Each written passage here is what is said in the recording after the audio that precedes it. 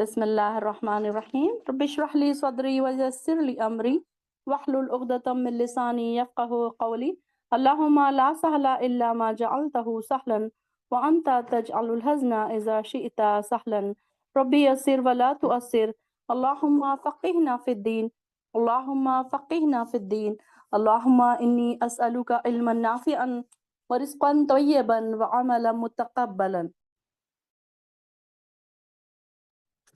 چلیے شروع کرتے ہیں۔ پارہ نمبر 9، آیت نمبر 163 سے۔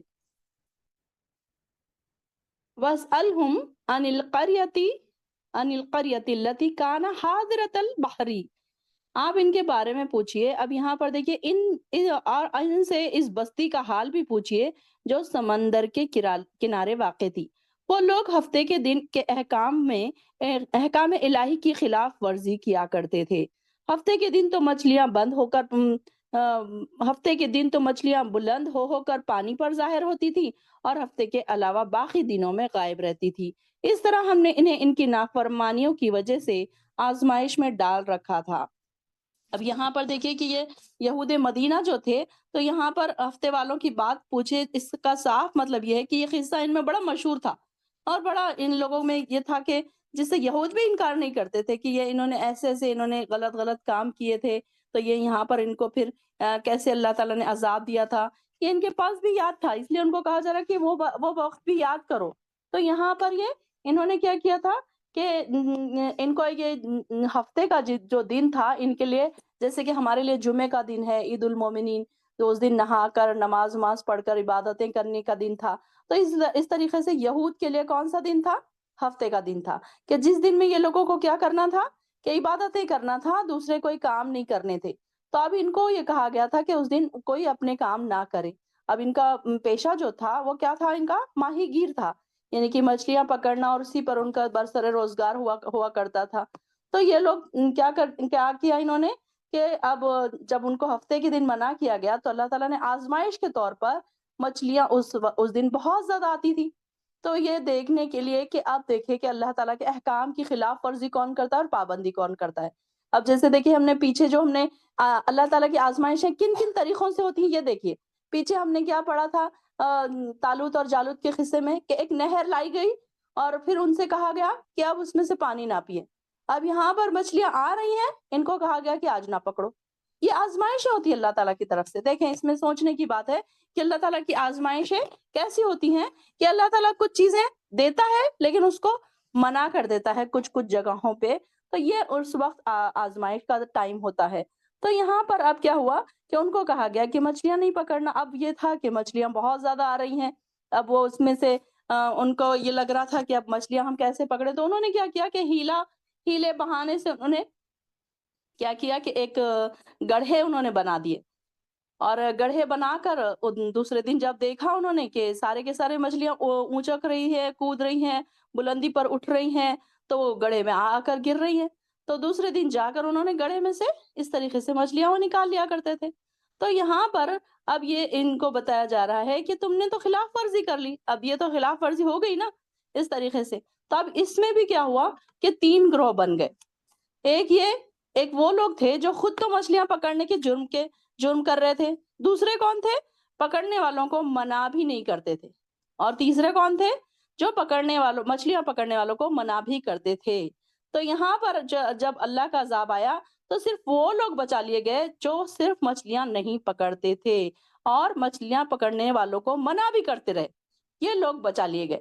دیکھیے کہ بچنے والے، اب یہاں پر اگر ہم کسی کی گناہ دیکھ رہے ہیں تو اس کے لیے ہمیں بہت ضروری ہے کہ ہم برائی کو روکیں۔ اگر ہم نہیں انل منکر اگر ہم دیکھ رہے ہیں، کوئی گناہ اپنے پاس ہم دیکھ رہے ہیں، تو پھر کیا ہے کہ ہمیں چاہیے کہ ہم گناہوں سے روکیں لوگوں کو۔ تو یہاں پر اب یہ بتایا جا رہا ہے کہ انہوں نے روکا نہیں تھا تو وہ بھی اس عذاب میں مبتلا ہوئے، اور کیا عذاب آیا پھر ان کے اوپر کہ وہ بندر بنا دیے گئے، اور وہ بندر ایسے بن گئے کہ وہ ایک دوسرے کو پہچانتے تھے، چیخیں مارتے تھے، روتے تھے، پھر اسی حالت میں 3 دن کے بعد وہ مر گئے، یعنی کہ ان کے چہرے بندروں کی طرح ہو گئے۔ اور یہ واقعہ کب پیش آیا؟ کون سے نبی کے درمیان؟ کون سے نبی کے دوران؟ سیدنا داؤد علیہ السلام کے زمانے میں پیش آیا یہ واقعہ۔ تو یہاں پر یہ بتایا جاتا ہے کہ اگر ہم کسی کو گناہ کرتے ہوئے دیکھیں، ایک حدیث بھی ہے، آپ صلی اللہ علیہ وسلم نے فرمایا جو شخص تم میں سے کوئی برائی دیکھے تو اسے چاہیے کہ اپنے ہاتھ سے اس کو روکے، اور اگر ایسا نہیں کر سکتا تو زبان سے روکے، اور وہ بھی نہیں کر سکتا تو تیسرا سب سے کمزور ترین ایمان کا کمزور ترین درجہ کیا ہے؟ اس کو دل میں ہی برا سمجھے۔ تو یہاں پر بھی یہ بتایا گیا کہ دیکھیے نہیں انل منکر سے نہ روکنے والا انسان بھی پھر عذاب میں مبتلا ہو سکتا ہے۔ اب اس کی ایک مثال آپ صلی اللہ علیہ وسلم نے یہ بتائی کہ اللہ کی حدوں کی جو حدود کی جو خلاف ورزی کرنے والوں کی اور خلاف ورزی کو دیکھ کر خاموش رہنے والوں کی مثال کیسی ہے، کہ جیسے کہ ایک جہاز ہے، اب جہاز میں بیٹھنے والے لوگوں میں قرآن اندازی ہوئی کہ اوپر کی سمت میں کون بیٹھے گا اور نچلی سمت میں کون بیٹھے گا۔ اب یہ جو لوگ قرآن اندازی میں جس کے نام آئے اوپر کی سمت میں اوپر کے حصے میں بیٹھنا تو وہ لوگ اوپر کے حصے میں بیٹھ گئے، اور کچھ لوگ نیچے کے حصے میں ان کا نام آیا تو وہ نچلے حصے میں بیٹھ گئے۔ اب کیا ہوا کہ نچلی اب اوپری منزل والے لوگ جب تھے، اب ان کو جب پانی کی ضرورت پڑتی تو وہ کیا کرتے، نچلی منزل میں آتے اور وہاں سے پانی لے کر اوپر جاتے، تو اب نچلی منزل والوں کو بڑی تکلیف پہنچتی اس سے۔ تو انہوں نے کیا کیا کہ انہوں نے ایک کلہاڑی لی اور جہاز کے پیندے میں سوراخ کرنے لگے۔ اب یہ دیکھ کر نچلی منزل والوں میں سے ایک نے کلہاڑی لی اور جہاز کے پیندے میں سوراخ کرنے لگا، تو بالائی منزل والے جو اوپری منزل والے تھے ان کے پاس آئے اور کہا کہ تمہیں یہ کیا ہو گیا ہے؟ اس کے جواب میں انہوں نے کہا کہ تمہاری وجہ سے ہمیں تکلیف پہنچ رہی ہے اور ہمارا پانی کے بغیر گزارا نہیں ہے۔ اب اگر اوپر والوں نے ان کا ہاتھ پکڑ لیا تو اس کو وہ خود بھی بچا سکتے ہیں اور ان کو بھی بچا سکتے ہیں، اور اگر انہوں نے چھوڑ دیا تو کیا ہوگا؟ جہاز میں سارا کا سارا پانی آ جائے گا اور سارے کے سارے پھر کیا ہوں گے؟ سارے ہی ڈوب جائیں گے۔ تو یہ اس کی مثال بالکل ایسی ہے کہ اگر ہم کسی کو گناہ کرتے ہوئے دیکھیں اور اگر ہم نہ روکیں تو اس کی مثال یہ ہے کہ اس گناہ میں اس عذاب میں ہم بھی شریک ہو سکتے ہیں، جو پھر اللہ تعالیٰ کی طرف سے آئے گا، جو بھی پریشانی ان کے اوپر آئے گی، جو بھی آزمائش ان کے اوپر آئے گی۔ اور وہ وقت بھی یاد کرو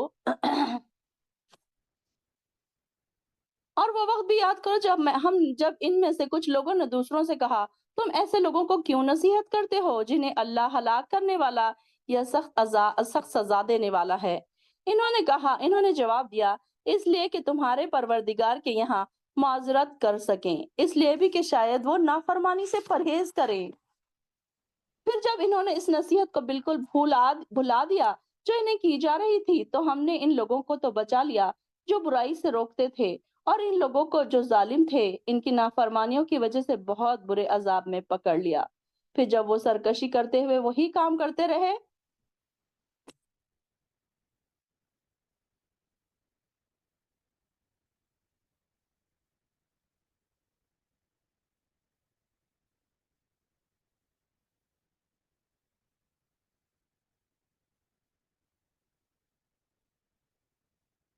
پھر جب ان لوگوں کو جو ظالم تھے ان کی نافرمانی کی وجہ سے بہت برے عذاب میں پکڑ لیا، پھر جب وہ سرکشی کرتے ہوئے وہی کام کرتے رہے جس سے انہیں منع کیا گیا تھا تو ہم نے انہیں حکم دیا کہ ذلیل و خوار بندر بن جاؤ۔ کیا کہا اللہ تعالیٰ نے ان کو؟ لہم کونو خردتن خاسئین۔ خیرادہ کس کو کہتے ہیں؟ بندر کو، عربی میں خیرادہ کہتے ہیں بندر کو۔ خاسئین ذلیل اور رسوا بندر بن جاؤ۔ اور یاد کرو جب تمہارے پروردگار نے یہ اعلان کیا کہ وہ قیامت کے دن تک بنی اسرائیل پر ایسے لوگ مسلط کرتا رہے گا جو انہیں بدترین عذاب دیتے رہیں گے۔ بلا شبہ آپ کا پروردگار مقررہ وقت آ جانے کے بعد عذاب دینے میں دیر نہیں کرتا، اور بے شک وہ بخشنے والا اور مہربان ہے۔ اب یعنی کہ یہ دیکھیں کہ یہود جو تھے ان کے اوپر ہمیشہ ذلت، مسکنت، اور ان کے اوپر کوئی نہ کوئی ایسے حکمران آ کر ان کے سروں پر سوار ہوتے تھے، مسلط ہوتے تھے کہ ان کو طریقے کے ظلم ان کے اوپر ڈھاتے تھے۔ تو یہ ان کے بارے میں آتا ہے کہ اللہ تعالیٰ نے ان کے اوپر یہ ایک عذاب مسلط کر دیا تھا کہ ان کے اوپر کوئی نہ کوئی حکمران آتا تھا اور ان کے اوپر ظلم کرتا جاتا تھا۔ یہ کس وجہ سے تھا؟ کیونکہ انہوں نے ہر وقت اللہ تعالیٰ کے احکامات کو جھٹلایا، اور ہم نے عذاب دینے کے بعد، اور بلا شبہ وہ بخشنے والا اور مہربان ہے، اور ہم نے انہیں ٹکڑے ٹکڑے کر کے زمین میں کئی گروہوں میں تقسیم کر دیا۔ ان میں سے کچھ تو نیک لوگ ہیں اور دوسرے ان سے مختلف۔ ہم انہیں اچھے اور برے حالات سے آزماتے رہے کہ شاید وہ اللہ کی طرف پلٹ آئیں۔ اور پھر ان کے بعد ناخلف لوگ ان کے جانشین ہوئے جو کتاب کے وارث بن کر اسی دنیا کی زندگی کا مال سمیٹنے لگے اور کہتے یہ تھے کہ ہمیں معاف کر دیا جائے گا، اور اگر ویسا ہی دنیا میں کا مال پھر ان کے سامنے آئے تو پھر اسے لے لیتے ہیں۔ پھر کیا ان سے کتاب میں یہ عہد نہیں لیا گیا تھا کہ وہ حق بات کے سوا اللہ سے کوئی بات منسوب نہ کرے، اور یہ بات پڑھتے بھی رہے جو کتاب میں مذکور تھی، اور آخرت کا گھر تو اللہ سے ڈرنے والوں کے لیے بہتر ہے۔ والدار الآخرۃ خیر للذین یتقون، دیکھیے کہ آخرت کا گھر، ہر انسان جو مومن ہے، متقی ہے، تو وہ آخرت کے گھر کے لیے زیادہ محنتیں کرتا ہے۔ کیوں؟ کیونکہ وہ بہترین ہے۔ دنیا کے گھر چاہے ہمارے کتنے بھی بڑے ہوں، کتنے بھی بہترین ہوں، کتنے بھی عالیشان ہوں، کتنے بھی آرام دہ ہوں، لیکن آخرت کا گھر اگر جس کو مل رہا ہے، آخرت کی کامیابی جس کو مل رہی ہے، آپ سوچئے کہ کون سی بہترین کامیابی ہے دونوں میں سے؟ تو خیر للذین یتقون، دار الآخرہ، کہ انسان کو ہمیشہ دار الآخرہ کی فکر کرنا چاہیے، آخرت کے گھر کی فکر کرنا چاہیے کہ آخرت کا گھر ہم کیسے بنائیں، کیسا ہماری آسائش کی چیزیں اس میں ہم دیکھیے کہ جیسے کہ میں نے اس سے پہلے بھی ایک ایگزامپل بتایا تھا آپ کو کہ جب ہم اپنے نئے گھر میں شفٹ ہوتے ہیں تو وہاں پر اپنی آسائش کی چیزیں ہم پہلے لگا لیتے ہیں، اپنے پلنگ، اپنے صوفے، اپنے لائٹس، اے سی ہے اور ہیٹرز ہیں، نیچے اچھا نرم فرش ہے، تو ساری چیزیں کلر کرتے ہیں، کیا کرتے ہیں ہم یہ ساری چیزیں کرتے ہیں نا، تو کیوں؟ تاکہ ہم اس گھر میں جائیں تو پھر ہمارے پاس آرام ہو، ہم کو آسائشیں ہوں، کوئی چیز کی پریشانی ہو نہ، پانی کا ہم انتظام کر لیتے ہیں، لائٹس کا انتظام کر لیتے ہیں، ٹھنڈی اور گرم کا استعمال ہمیں کر لیتے ہیں انتظام، تو ہم آخرت کے گھر کا کیا انتظام کر رہے ہیں؟ کیا ہم اپنی خبر میں یہ ساری چیزیں بھیج رہے ہیں؟ خبر کی تیاری بھی کیا کریں، خبر میں اپنے اے سی لگوا لیں، لائٹس لگوا لیں، کیسے لگوائیں گے؟ آپ سب کو پتا ہے، مجھے بھی پتا ہے کہ یہاں بیٹھی تمام بہنیں ایسی نہیں ہیں کہ جو بالکل نہیں ہے دین میں، ہمیں سب پتا ہے کہ ہمیں آخرت کے گھر کے لیے کیا تیاری کرنا ہے، قبر کے گھر کے لیے ہمیں کیا تیاری کرنا ہے، قبر میں ہمیں یہ آسائش کی چیزیں ہمیں پہلے بھیج دینے، کیونکہ ہم کو وہاں جا کر پتہ نہیں کتنے 100 سال رہنا پڑے، 1000 سال رہنا پڑے، نہ ہمیں نہیں معلوم کہ ہمیں قبر میں کتنا رہنا پڑے۔ تو انسان جب نئے گھر میں جاتا ہے تو ساری چیزیں پہلے لگوا لیتا ہے، تو قبر میں جانے سے پہلے بھی ہمیں کیا کرنا چاہیے؟ وہاں کے لیے پوری تیاریاں کرنے لی چاہیے، کیونکہ یہ بھی دارالآخرہ ہے۔ آخرت کا گھر میں سے سب سے پہلی منزل، سب سے پہلی سیڑھی کیا ہے؟ قبر ہے۔ کیا تمہیں اتنی بھی سمجھ نہیں؟ جو لوگ اللہ کی کتاب کو مضبوطی سے پکڑتے اور نماز قائم کرتے ہیں تو یقیناً ہم ایسے نیک کردار لوگوں کا اجر ضائع نہیں کرتے۔ اور وہ وقت بھی یاد کرو جب ہم نے ان پر پہاڑوں کو اس طرح لا کھڑا کیا تھا گویا وہ سائبان تھا، اور انہیں یقین ہو چکا تھا کہ وہ ان پر ابھی گرنے والا ہے۔ دیکھیے اللہ کی رسی کو مضبوطی سے پکڑنا، اللہ کی کتاب کو مضبوطی سے پکڑنا، مضبوطی سے پکڑنے سے کیا مراد ہے؟ کہ اس کو عمل کرنا، اس کو سمجھنا، اب اس کو سمجھیں گے تو عمل کر پائیں گے نا، اب اس کو سمجھیں گے ہی نہیں تو عمل کیسے کر پائیں گے؟ آج تک تو ہم نے نہ اس کو سمجھا نہ عمل کیا، تو یعنی کہ ہم نے تو اس کو مضبوطی سے پکڑا ہی نہیں، ہم نے تو اسے چھوڑے ہی رکھا تھا کہ اللہ تعالیٰ قیامت کے دن نبی صلی اللہ علیہ وسلم کو فرشتے کہیں گے کہ یا رسول اللہ انہوں نے آپ کی کتاب کو اور آپ کے احکامات کو چھوڑے رکھا تھا، تو اللہ تعالیٰ کے پاس ہم کیا جواب دیں گے؟ تو اللہ کی کتاب کو یہاں پر ہم کتنی مضبوطی سے پکڑے ہوئے ہیں، یہ ہر ایک کو اپنے اپنے آپ سے سوال کرنا چاہیے کہ ہم نے اب تک کتنا سیکھا، کتنا سمجھا، کتنا عمل کیا۔ کہ جیسے اب میں ایگزامپل کے طور پہ بتا رہی ہوں کہ پچھلی بار ہماری ایک سسٹر نے کہا تھا قولوا للناس حسنا، ہم اس پر سے گزرے تھے تو انہوں نے اس پر فوراً عمل کیا، انہوں نے اپنے رشتہ داروں سے اچھی بات کرنا شروع کیا جن جن سے تعلقات خراب تھے۔ تو یہ ایک چھوٹی سی آیت ہے کہ ایسی بہت سی آیتیں ہمیں ایسی ملتی ہیں جس پہ ہم آرام سے آسانی سے عمل کر سکتے ہیں، لیکن ہم کیا کرتے ہیں؟ کبھی ہم نے اس کو سمجھا ہی نہیں۔ اب دیکھیے کہ ہم ایسے ڈیپ ایکسپلینیشن میں جا رہے ہیں، ڈیپتھ میں اس کے جا رہے ہیں، تو ہمیں سمجھ آ رہا ہے کہ ہمیں ایسے کرنا ہے، اچھا ایسے نہیں کرنا ہے، اچھا یہ بھی کرنا ہے، یہ نہیں کرنا ہے، یہ ساری چیزیں ہمیں اب پتہ چل رہی ہیں۔ تو یہاں پر دیکھیے کہ کتاب کو مضبوطی سے پکڑتے تھے جو لوگ اور نماز قائم کرتے تھے، تو ایسے لوگوں کو یقیناً اللہ تعالیٰ ایسے لوگوں کا اجر ضائع نہیں کرتے۔ اِنَّا لَا نُضِيعُ اجر المصلحین، اللہ تعالیٰ ہمیں بھی مصلحین میں شامل کر لے۔ اور وہ وقت بھی یاد کرو جب ہم نے پہاڑ کو اس طرح کھڑا کر دیا تھا۔ اب یہ دیکھیے کہ جو ان کے پاس جب وہ کوہ طور پر گئے تھے تو ان کو کیا کیا تھا؟ فرشتوں نے ان کے اوپر پہاڑ کو کھڑا کر دیا تھا، ہم نے پڑھا نا پیچھے بنی اسرائیل جو گئے تھے 70 لوگ جو گئے تھے کوہ طور پر، تو فرشتوں نے کیا کیا تھا کہ کیا تم کتاب کو مضبوطی سے پکڑو گے، تھامو گے کتاب کو؟ تو وہ ایک طرف ادھر دیکھ رہے تھے اور ایک طرف ہاں کہہ رہے تھے، مطلب ان کے دلوں میں نہیں تھا لیکن وہ ڈر کے مارے انہوں نے ہاں کہہ دی تھی۔ اور جو کچھ اس میں لکھا ہے اسے یاد رکھو تاکہ تم پرہیزگار بن جاؤ، لعلکم تتقون۔ کیوں یاد کرنا ہے، کیوں پڑھنا ہے کتاب؟ چاہے ان کی کتاب ہو، چاہے ہماری کتاب ہو، چاہے توریت ہو، چاہے قرآن ہو، کیوں ہمیں پڑھنے کے لیے کہا جا رہا ہے؟ کیوں مضبوطی سے پکڑنے کے لیے کہا جا رہا ہے؟ کبھی سوچا آپ نے؟ اس میں بھی ہمارا ہی فائدہ ہے، اللہ تعالیٰ کا کوئی فائدہ نہیں ہے اس میں کہ تم پڑھو گے تو اللہ تعالیٰ کو کوئی فائدہ ملے گا، نہیں، بلکہ لعلکم تتقون، تاکہ ہم تقوی کے قریب بن جائیں، متقی بن جائیں۔ آپ نے آبزرو کیا ہوگا کہ جب سے ہم ایسی کلاسوں میں بیٹھے ہیں، ایسی نورانی محفلوں میں بیٹھے ہیں، ایمان والی مجلسوں میں ہم بیٹھے ہیں، تو ہمارا ایمان کا لیول بڑھ رہا ہے۔ آپ نے آبزرو کیا ہوگا کہ تقوی کے ہم قریب ہو رہے ہیں، جو ہم تھوڑے سے دور ہو گئے تھے نا اپنے تقوی سے، یا اپنے ہمارا جو ایمان کا لیول تھوڑا سا کمزور ہو گیا تھا، آپ آبزرو کر رہے ہوں گے۔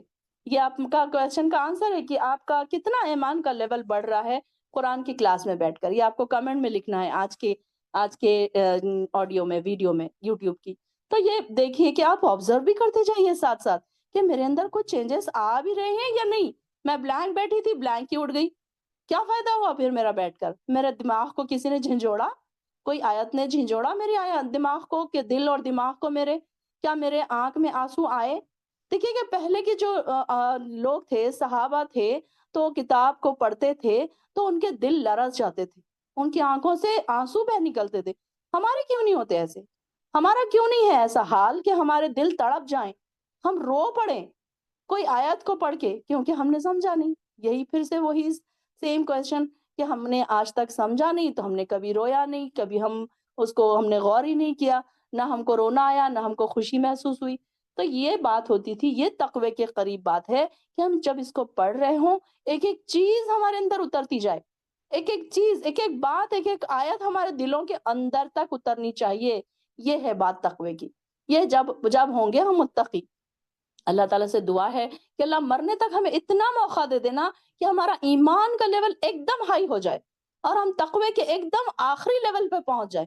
اللہ اتنی مہلت دینا اور ایسے کام ہم سے کروانا، اور ایسا ہم قرآن کو، اس کتاب کو ہم ایسا سمجھ لیں، ہم کو ہمارے قرآن کو ہمارے خون میں دوڑا دے، ہماری سانسوں میں دوڑا دے۔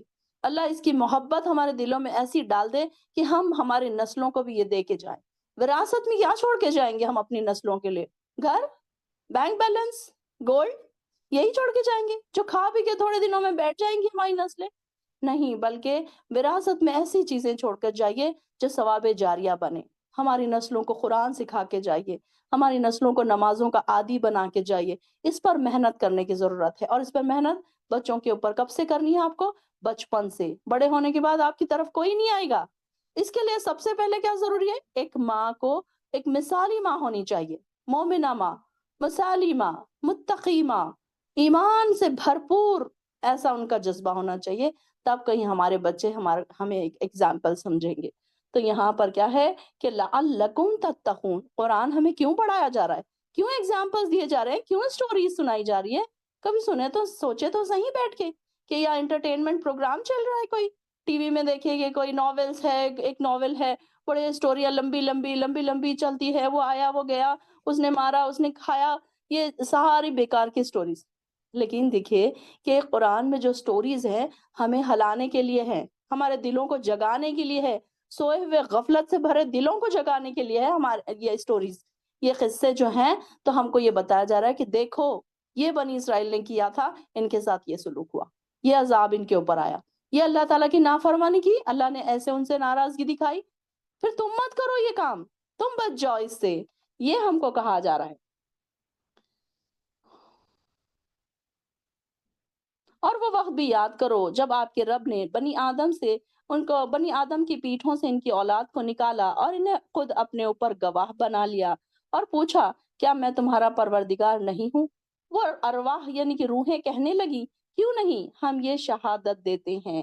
یہ دیکھیے وَإِذْ أَخَذَ رَبُّكَ مِن بَنِي آدَمَ مِن ظُهُورِهِمْ ذریتہم، کہ آدم علیہ السلام کے ظہر یعنی کہ پیٹھوں سے ان کی اولادوں کو نکالا گیا۔ اب یہ جب پیدا نہیں ہوئے تھے جب کی بات ہے، یہ یہاں پہ ساری روحیں جمع تھی، کہاں پر؟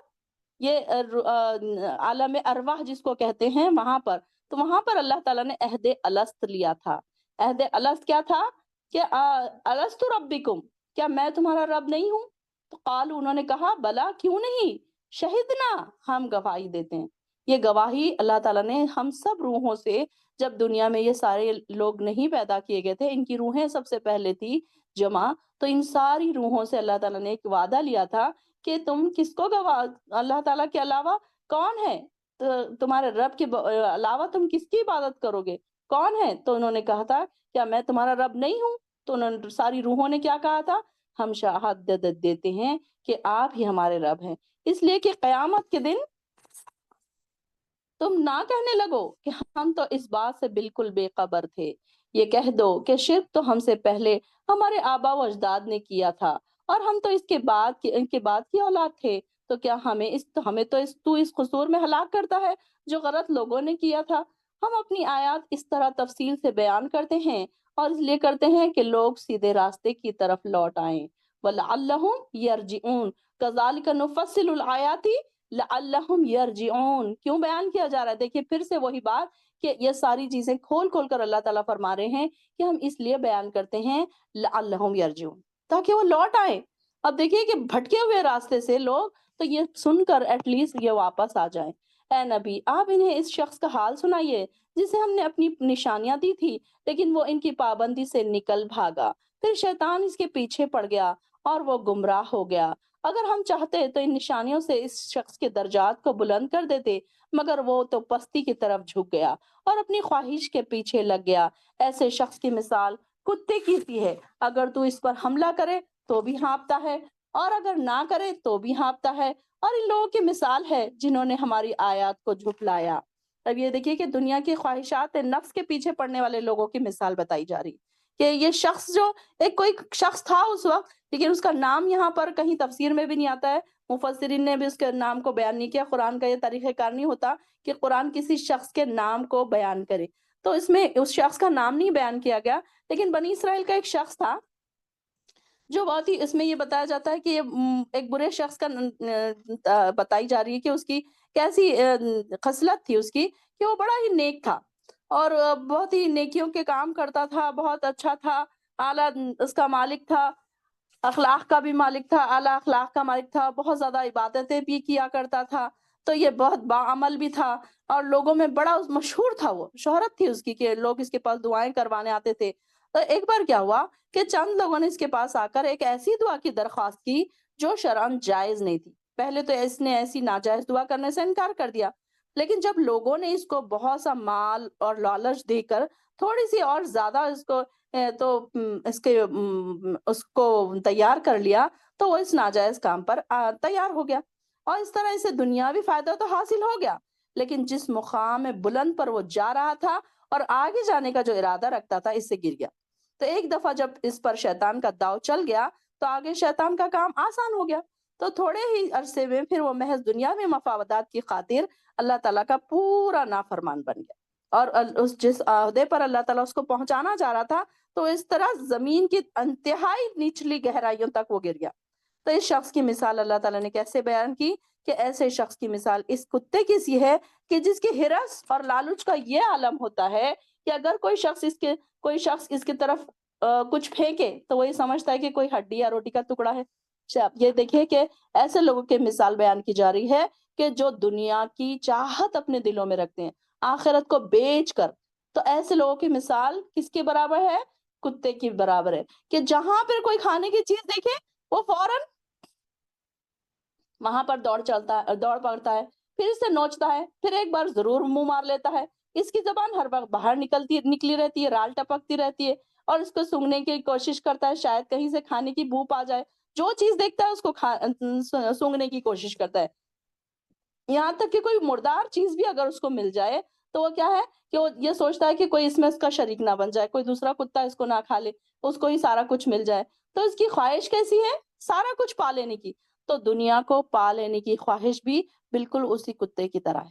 اللہ اکبر، استغفر اللہ، کہ دیکھیے کہ ہم کہاں جا رہے ہیں، کتنا ہم دنیا کے پیچھے بھاگ رہے ہیں، کتنا ہم دنیا کے لیے دوڑ رہے ہیں، کبھی اس بارے میں سوچا کریں ہمارے پاس اللہ کے لیے کتنا کم وقت ہے، اور دنیا کے لیے کتنا زیادہ وقت ہے، بیکار بیجا چیزوں میں اپنے آپ کو ہم نے اتنا بزی کیا ہوا ہے کہ اللہ کے لیے ہمیں ٹائم ہی نہیں ملتا۔ اور ہم نماز کے لیے بھی آتے ہیں تو ہماری نمازیں کیسی ہوتی ہیں، 5 منٹ میں ختم، 3 منٹ میں ختم، کبھی فرض پڑھ لی، کبھی نفل چھوڑ دی، کبھی سنتیں چھوڑ دی، کبھی کوئی ایسے کام چھوڑ دیے جو اللہ کی رضا کے کام ہے، نہیں ٹائم نہیں ہے، نہیں ٹائم نہیں ہے۔ بہت سارے لوگوں کو میں نے دیکھا ہے کہ جابس کے سلسلے میں وہ نمازیں چھوڑ دیتے ہیں، کبھی پڑھتے بھی ہیں تو صرف فرض پڑھ لیتے ہیں، کہ کہتے ہیں کہ نہیں نہیں یہاں پر ہمیں پردہ نہیں کرنے دیا جاتا، نہیں نہیں ہمیں یہاں نماز نہیں پڑھنے دی جاتی۔ تو ایسی چیزیں اللہ تعالیٰ کی جس میں رکاوٹیں آ رہی ہیں، تو ایسے لوگ وہ چھوڑ کیوں نہیں دیتے؟ کہاں کہاں کیسی مثال اس کے بارے میں بتائی گئی کہ کتے کی مثال، یعنی ایک ایسا کتا ہے کہ روٹی کے لیے ہڈی کے لیے بھاگتا رہتا ہے، ہانپتا رہتا ہے، اور جہاں جہاں کہیں اس کو کھانے کی چیز دکھتی ہے وہاں منہ مارتا ہے۔ یعنی کہ دنیا پانے کی خواہش بالکل ایسی ہے، کتے کی طرح ہے۔ کتنی بری مثال انسان کے لیے بیان کی جا رہی ہے کہ جو انسان دنیا کے پیچھے بھاگتا رہتا ہے۔ اب آپ دیکھیے کہ فار ایگزامپل جہاں پر ہم جاب کرتے ہیں، وہاں پر اگر ہمیں فرائیڈیز کو سنڈیز کو یعنی کہ ہالیڈیز کے دن بھی بلایا جائے، فوراً دوڑ دوڑ کے جاتے ہیں۔ لیکن اگر آپ وہی لوگوں کو قرآن کی کلاس میں بلایا جائے تو کہتے ہیں نہیں نہیں آج تو ہمارے لیے نہیں ہوگا، نہیں ہم تو نہیں آ پائیں گے، نہیں ٹیکسی کا انتظام نہیں ہے، نہیں آنے والا کوئی نہیں ہے، نہیں لانے والا کوئی نہیں ہے، نہیں وہ ٹائم تو ہمارے ہسبینڈ کا آنے کا ہے، وہ ٹائم تو بچوں کے آنے کا ہے، وہ ٹائم تو ہمارا مصروف ٹائم ہے۔ اتنے ہزار ایکسکیوزز پیش کرتے ہیں۔ اور اب تو دیکھیے کہ آسانی کتنی ہے، آن لائن ہے، سب چیز ایک دم آسانی سے ہمارے ہاتھوں کے قریب ہے کہ بس ہم نے ایک انگلی سے ٹچ کیا اور ہم قرآن کی اس نورانی محفل میں پہنچ گئے، اس جنت میں پہنچ گئے جہاں سے آپ پھول چن رہے ہیں۔ لیکن اتنے کے لیے بھی لوگ پیچھے ہٹ رہے ہیں، نہیں ہمیں پڑھنا ہے، نہیں ہمارے ایگزامس ہے، نہیں ہمیں تو یہ سارے کام پڑے ہیں، وہ ہم پیچھے کیسے ڈالیں، یہ کام کو ہم پیچھے کیسے ڈالیں، وہ کام کو ہم پیچھے کیسے ڈالیں۔ ہم کوئی کام کو دنیا کے پیچھے نہیں ڈالنا چاہتے، سوائے اس کے کہ ہم اللہ کے کاموں کو پیچھے ڈالیں۔ چھوٹی سی چیز 1 گھنٹہ ہم نہیں نکال سکتے اللہ کے لیے تو ہم کیا کر سکتے ہیں؟ کیا ہم تیاری کر رہے ہیں آخرت کی ایگزام کی؟ کئی لوگ اتنے زیادہ ایگزامز کی تیاریوں میں مصروف ہوتے ہیں کہ ان کے پاس 1 گھنٹہ نہیں ہے کہ اللہ کی اس محفل میں آ جائیں۔ تو دیکھیے کہ کیسا ہوگا پھر حال جب اللہ تعالیٰ کے پاس جائیں گے، تو پھر کیا ہوگا ان کا حال، کیسے وہ جواب دیں گے؟ اللہ تعالیٰ ہم سب کو ہمارے اہل ویال کو اس سے بچائے، دنیا پانے کی خواہش سے بچائے اللہ تعالیٰ۔ اللہ آخرت کو ہمارے لیے فکر اول بنائے۔ اللہ جسے ہدایت دے وہی ہدایت پا سکتا ہے، اور وہ جسے وہ گمراہ کرے تو ایسے ہی لوگ نقصان اٹھانے والے ہیں۔ اور بہت سے ایسے جن اور انسان جنہیں ہم نے جہنم کے لیے ہی پیدا کیا، ان کے دل تو ہیں مگر ان سے حق کو نہیں سمجھتے، آنکھیں تو ہیں لیکن ان سے دیکھتے نہیں، کان تو ہیں لیکن اس سے سنتے نہیں، ایسے چوپایوں کی طرح ہیں بلکہ ان سے بھی گئے گزرے، اور یہی لوگ غفلت میں پڑے ہیں۔ دیکھیے کہ جنوں اور انسانوں کی اکثریت جہنم میں کیوں جانے والی ہے؟ کیونکہ اللہ تعالیٰ نے ان کو یہ ساری چیزیں دی ہوئی ہے لیکن وہ نشانیوں کو نہیں دیکھ رہے۔ اب یہ دیکھیے کہ 3 چیزوں کا یہاں پر کیوں ذکر کیا گیا ہے؟ کون کون سی چیزیں ہیں؟ آنکھ، کان اور دماغ، عقل۔ یہ 3 چیزیں ایسی ہیں کہ جو انسان کو ہدایت پر آنے کے لیے آسانی، اگر کوئی انسان غور سے سنے تو وہ فوراً ہدایت پر آ جائے، اللہ تعالیٰ کی نشانیوں کو آنکھوں سے دیکھ لے تو وہ فوراً ہدایت پر آ جائے۔ دماغ اس کو اللہ تعالیٰ نے دیا کہ وہ سوچے سمجھے غور و فکر کرے، تو انسان آسانی سے اللہ کے راستوں پر آ سکتا ہے، تقوی کے قریب آ سکتا ہے۔ تو یہاں پر دیکھیے کہ یہ ساری چیزیں دینے کے باوجود، یہ نعمتیں دینے کے باوجود اللہ تعالیٰ کے طرف جو نہ آئے، جس نے اللہ کی نعمت کو عطا کی ہوئی نعمت کا استعمال ہی نہیں کیا، اس کا مطلب استعمال ہی نہیں کیا، دنیا کی ڈگریاں تو لے لی لیکن اللہ تعالیٰ کی ایک ڈگری بھی نہیں لے سکا، اللہ تعالیٰ کے پاس جانے کے لیے کوئی ڈگری ہمارے پاس نہیں ہے۔ تو یہ دیکھیے کہ اللہ تعالیٰ کے جو پاس جانے کے لیے ہم نے کتنی ڈگریاں پاس کی، کتنے لیولز ہم نے پار کر لیے، ہمارے پاس آنکھیں بھی ہے۔ اب یہ دیکھیے کہ اگر کسی کے پاس آنکھ نہ ہو تو وہ انسان بیچارہ کیسے اللہ کی نشانیوں کو دیکھے، کیسے وہ دیکھے کہ آسمان ہے بنا ہوا، زمین ہے، پیڑ پودے ہیں، وہ نشانیوں کے دیکھنے سے قاصر ہے۔ اور کان ہے، اب کان اللہ تعالیٰ نے دے دیا، کان سے اچھی باتیں سن رہے ہیں، اللہ تعالیٰ کی اللہ تعالیٰ کی باتیں سن رہے ہیں، قرآن سن رہے ہیں، آنکھوں سے قرآن پڑھا جا رہا ہے، کانوں سے سنا جا رہا ہے، تو ہدایت حاصل ہو رہی ہے۔ اگر کسی کو کان ہی نہ ہو تو وہ کیسے سنے ہدایت کی باتیں؟ تو وہ تو خاسر ہے پھر اس سے۔ پھر دماغ، کوئی مینٹلی ریٹائرڈ ہے، کوئی پاگل ہے، اس تک تو یہ بات پہنچی ہی نہیں، وہ تو سمجھ ہی نہیں پاتا کیا قرآن، کیا نماز، کیا اللہ، کیا ڈے آف ججمنٹ، کیا جنت، کیا دوزخ۔ اس کو تو اس بات کا پتہ ہی نہیں کہ اس کے پاس تو دماغ ہی نہیں ہے۔ لیکن ہمارے پاس تو دماغ ہے۔ اس کا سوال پوچھا جائے گا میری بہنوں، آنکھوں کا، کان کا، دماغ کا، کیا تم نے اس سے کیا استعمال کیا؟ یہ تم کو عطا کی گئی تھی نعمتیں، اس کا تم نے کیا فائدہ اٹھایا؟ ہر انسان اپنے آپ سے سوال کیا کرے۔ جب اس محفل میں بیٹھے نا، بہت سارے سوالات اپنے آپ سے ہی کیا کرے، لکھ لیا کرے کہ اللہ میں نے کیا کیا؟ آنکھیں مجھے دی گئی تھی، اس کا میں نے کیا کیا؟ کیا میں نے اللہ کی نعمتوں کو دیکھا؟ کیا نشانیوں کو دیکھا؟ کب میرے دل پر اثر ہوئی؟ کب میرے دل پر اثر نہیں ہوئی؟ کب کب میں نے قرآن کو سن کر میرے دل رونے لگا، میری آنکھوں سے آنسو جانے لگے؟ کب میں تقوی کے قریب ہو گئی؟ میرا دل اور دماغ کیا سوچنے پر مجبور ہو گیا جب میں یہ پڑھتی ہوں، جب میں یہ سنتی ہوں، جب میں اللہ کی نشانیاں دیکھتی ہوں، اللہ تعالیٰ کی جو سٹوریز ہیں، جو اللہ تعالیٰ ایک ایک ایگزامپل جو بیان کر رہا ہے، یہ کیا میرے دماغ پہ اثر انداز ہو رہے ہیں؟ اور اگر نہیں ہو رہے ہیں تو اس کا مطلب یہ کہ ہم نے ان تینوں چیزوں سے، ان نعمتوں سے فائدہ ہی نہیں اٹھایا۔ اس کو بھی ہم نے فار گرانٹیڈ لے لیا، اس کو بھی ہم نے دنیا کو مانے کا ذریعہ بنا لیا۔ تو یہاں پر یہ تین چیزوں کا خاص طور سے یہاں ذکر اس لیے کیا گیا کہ یہ تین چیزیں پانے کے باوجود بھی اگر کوئی غفلت میں پڑے رہے تو ان کی مثال کیسی ہے؟ جانوروں کی طرح۔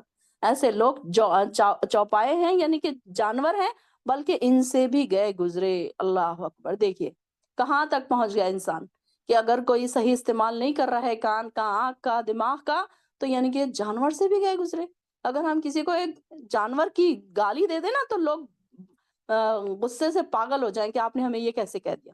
لیکن یہاں تو اللہ تعالیٰ کھلم کھلا کہہ رہا ہے کہ اگر تم اللہ تعالیٰ کی نشانیوں کو نہیں دیکھ رہے، سن نہیں رہے ہو، سمجھ نہیں رہے ہو تو تم کیا ہو پھر؟ تم تو پھر اس کے برابر ہو کہ چوپایوں کے برابر ہو، جانوروں کے برابر ہے تمہارے پھر حالات۔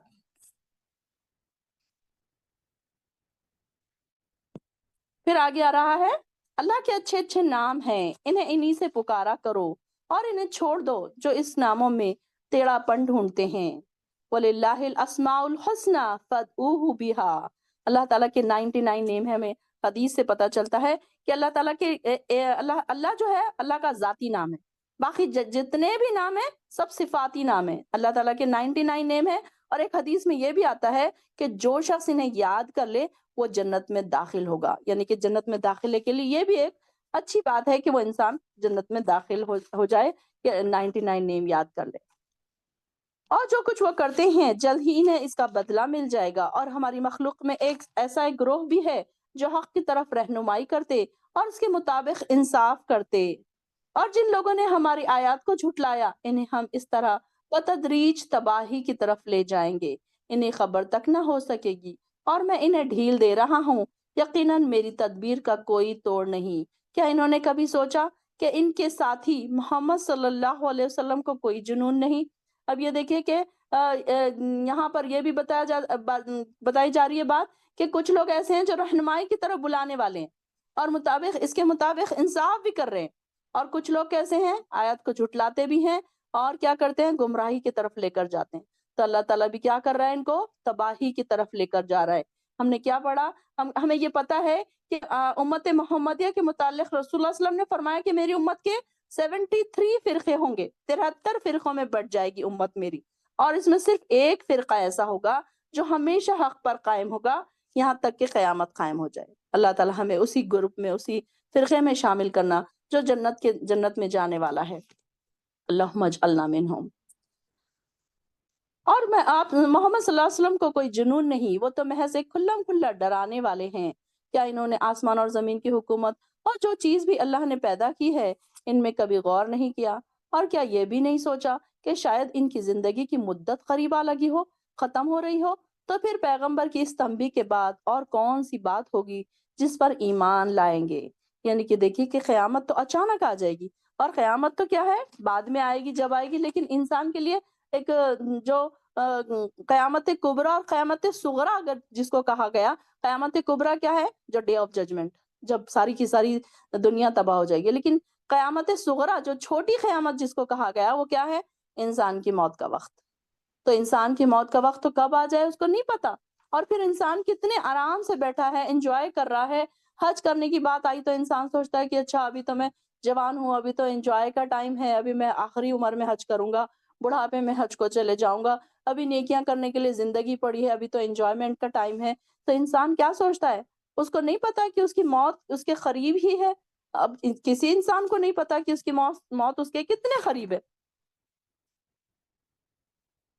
اور ان سے کہیے ان کا علم اللہ ہی کو ہے، مگر اکثر لوگ اس حقیقت کو نہیں جانتے۔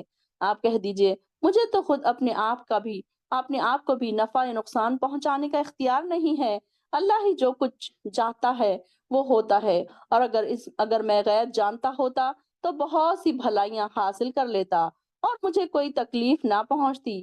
میں تو محض ایک ڈرانے والا اور بشارت دینے والا ہوں، اور ان لوگوں کے لیے یہ جو ایمان لائے ہیں وہی تو ہے جس نے تمہیں ایک جان سے پیدا کیا اور اس کی ایک بیوی بنائی کہ تاکہ اس کے یہاں سکون حاصل کر سکے۔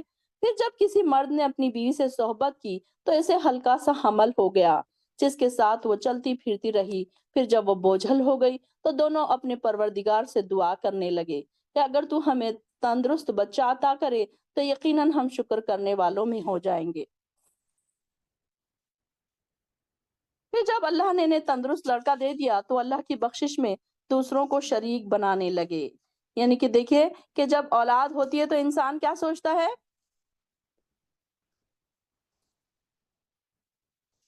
کہ انسان یہ سوچتا ہے کہ اب مجھے میں فلاں درگاہ پہ گئی تھی، میں نے فلاں منت مانی تھی، تو دیکھیے اللہ نے مجھے اولاد عطا کر دی، تو اس نے شرک کر دیا نا ساتھ ساتھ۔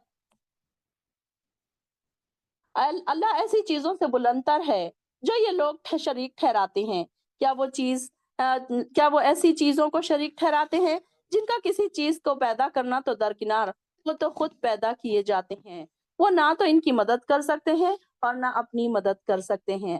اگر تم انہیں راہ راست کی طرف بلاؤ تو تمہاری پیروی کریں گے، تم انہیں بلاؤ یا خاموش رہو تمہارے لیے ایک ہی بات ہے۔ جن لوگوں کو تم اللہ کے سوا پکارتے ہو تو وہ تمہاری طرح کے بندے ہیں۔ اگر تم اپنے دعوے میں سچے ہو تو ضروری ہے کہ جب تم انہیں پکارو تو وہ تمہیں اس کا جواب دیں گے۔ کیا ان کے پاؤں ہیں جن سے وہ چلتے ہیں، یا ان کے ہاتھ ہیں جن سے وہ پکڑتے ہیں، یا ان کی آنکھیں ہیں جن سے وہ دیکھتے ہیں؟ یعنی کہ یہ جو بتوں کے بارے میں بتائی جا رہی ہے کہ کیا وجہ سے ان لوگ ان کو اتنا زیادہ اہم سمجھتے ہیں۔ ان کے تو نہ ہاتھ ہیں نہ پاؤں ہیں، نہ یہ دیکھتے ہیں نہ یہ چلتے ہیں نہ یہ سنتے ہیں۔ آپ ان سے کہیے اپنے سارے شریکوں کو بلاؤ، جو میرا کچھ بگاڑ سکتے ہو بگاڑو اور مجھے مہلت بھی نہ دو۔ میرا تو سرپرست وہ اللہ ہے جس نے یہ کتاب نازل کی ہے، اور وہی نیک آدمیوں کی سرپرستی فرماتا ہے۔ جنہیں تم اللہ کے سوا پکارتے ہو وہ تمہاری مدد کیا کریں گے تو وہ تو اپنی مدد بھی نہیں کر سکتے، بلکہ اگر تم انہیں ہدایت کی طرف بلاؤ تو وہ تمہاری بات سن بھی نہیں سکتے۔ تمہیں ایسا نظر آتا ہے کہ تمہاری طرف تک رہے ہیں، یعنی کہ دیکھ رہے ہیں، حالانکہ فی الواقع کچھ بھی نہیں دیکھتے۔ اے نبی، درگزر کرنے کا رویہ اختیار کیجئے۔ دیکھیں نبی صلی اللہ علیہ وسلم کو یہ تعلیم دی جا رہی ہے، خذ العفو وامر بالمعروف، اور معروف کاموں کا حکم دیجئے اور جاہلوں سے کنارہ کیجئے۔ کہ پہلی بات کیا سکھائی جا رہی ہے نبی کو؟ دیکھیں کہ یہ نبی ہے، آلریڈی اتنے سافٹ ہے، یہ خود ہی معاف کرنے والے ہیں، لیکن ان کو یہ بات سکھائی جا رہی ہے۔ سب سے پہلے اس سے بھی ہمیں کیا سبق مل رہا ہے کہ ہمیں بھی کیا سیکھنا ہے کہ درگزر کرنے کا رویہ اختیار کرنا ہے۔ کہ کسی نے کچھ بھی کہا، اب ہم قرآن پڑھ رہے ہیں، اب ہم قرآن سے جڑ گئے ہیں، اب ہم اللہ والے بننا چاہتے ہیں، ہم رب والے ہو گئے ہیں، تو ہمیں کیا کرنا پڑے گا؟ درگزر سے کام لینا پڑے گا۔ کوئی ہمارے بارے میں برا کہتا ہے، کوئی ہمارے منہ پہ برا کہتا ہے، کوئی ہمارے پیچھے برا کہتا ہے، ہمیں کوئی فرق نہیں پڑنا چاہیے۔ پھر دوسرا کیا ہے؟ معروف کاموں کا حکم دیجئے، نیک کاموں کا حکم دیتے رہنا ہے، چاہے آپ کی بات کوئی سنے چاہے نہ سنے۔ ہمیں یہ نہیں سوچنا کہ ارے ہماری بات تو کوئی سنتا نہیں، ہم کیوں بولے۔ دیکھو ہمارے گھر میں تو ہماری بات کوئی سنی ہی نہیں جاتی، لیکن پھر بھی کیا کرنا ہے؟ معروف کاموں کا حکم دیتے جانا ہے، ایسا نہیں ہے کہ رک جانا ہے۔ اور جاہلوں سے کنارہ کیجئے، یعنی کہ ایسے لوگ جو آپ کو دین سے دور کر دے، ایسے لوگوں کو اپنی لسٹ سے نکال دیجئے۔ اور اگر کبھی شیطان آپ کو اکسائے تو اللہ سے پناہ مانگیے، فاستعیذ باللہ انہ سمیع علیم۔ دیکھیں کہ جب شیطان کے وسوسے آئیں تو کیا کرنا ہے؟ سب سے پہلے اللہ تعالیٰ کا ذکر زیادہ بڑھا دینا ہے اور اللہ سے پناہ مانگنا ہے کہ انسان جب اللہ کی پناہ میں آ جاتا ہے تو شیطان پھر اس کو نہیں بہکاتا، شیطان اس کو وسوسے نہیں ڈالتا کہ جب انسان نیکیوں کی طرف جاتا ہے، جب نیکیوں کے سمندر میں انسان چاہتا ہے کہ میں نیچے تک جاؤں، تو پھر کیا کرتا ہے شیطان اس کے دلوں میں وسوسے ڈالتا ہے کہ کچھ نہ کچھ ایسے خراب وسوسے آتے ہیں، ایسے شیطانی وسوسے آتے ہیں۔ تو اس کے لیے اللہ تعالیٰ نے ہمیں یہ بھی سکھا دیا، فَاسْتَعِذْ بِاللَّهِ اعوذ باللہ من الشیطان الرجیم پڑھ لیجئے، اور لیفٹ سائڈ پر اس طریقے سے تھوکیے کہ چھوٹے چھوٹے تھوک کے ذرات نکل کر باہر آئیں، یا پھر لا حول ولا قوۃ الا باللہ العلی العظیم، اس کی کثرت کیجیے۔ یہ ہمارے ساتھ ہر ایک کے ساتھ ہوتا ہے، اکثر اس طریقے کے وسوسے آتے ہیں، برے وسوسے آتے ہیں، نمازوں میں وسوسے آتے ہیں، کچھ ایسے شیطان کیا چاہتا ہے کہ یہ نیکیوں کی طرف جا رہا ہے، اسے میں روک لوں، تو اس کو بہکاتا ہے، ہر طریقے سے کوشش کرتا ہے نا شیطان۔ بے شک جو لوگ اللہ سے ڈرتے ہیں انہیں جب کوئی شیطانی وسوسہ چھو بھی جاتا ہے تو چونک پڑتے ہیں اور فوراً صحیح صورتحال دیکھنے لگتے ہیں۔ ان شیطانوں کے بھائی انہیں گمراہی میں کھینچے چلے جاتے ہیں اور اس میں کوئی کسر اٹھا نہیں رکھتے۔ اور جب آپ ان کے پاس کوئی معجزہ نہ لائیں تو کہتے ہیں تم نے خود ہی کوئی معجزہ کیوں نہ انتخاب کر لیا۔ آپ ان سے کہیے میں تو صرف اس چیز کی پیروی کرتا ہوں جو میرے پروردگار کی طرف سے مجھ پر وحی کی جاتی ہے۔ یہ تمہارے پروردگار کی طرف سے بصیرت افروز دلائل ہیں اور ہدایت اور رحمت ہے، اور جو لوگ ان لوگوں کے لیے جو ایمان لاتے ہیں۔ دیکھیے ہدایت اور رحمت کس کے لیے ہے؟ لِقَوْمٍ یؤمنون، اور وہ جن کے لیے، کس کے لیے ہدایت ان کے لیے ہے؟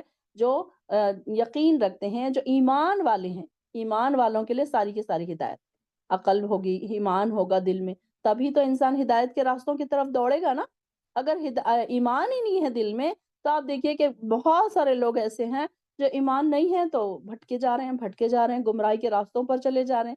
لیکن ایمان جب ہمارے دلوں میں آ جاتا ہے تو آپ دیکھیے کہ ہم کیا چاہتے ہیں، ہم چاہتے ہیں کہ اپنے سارے غلط کام کو درست کر لیں، سیدھے راستے ہم ڈھونڈتے رہتے ہیں کہ کون سا راستہ سیدھا ہے، کون سا غلط راستے پر میں چل رہی تھی، کیا کیا مجھ سے غلط کام ہو رہے تھے، کیا گناہ کے کام ہو رہے تھے، اب میں اس کو صحیح کر لوں۔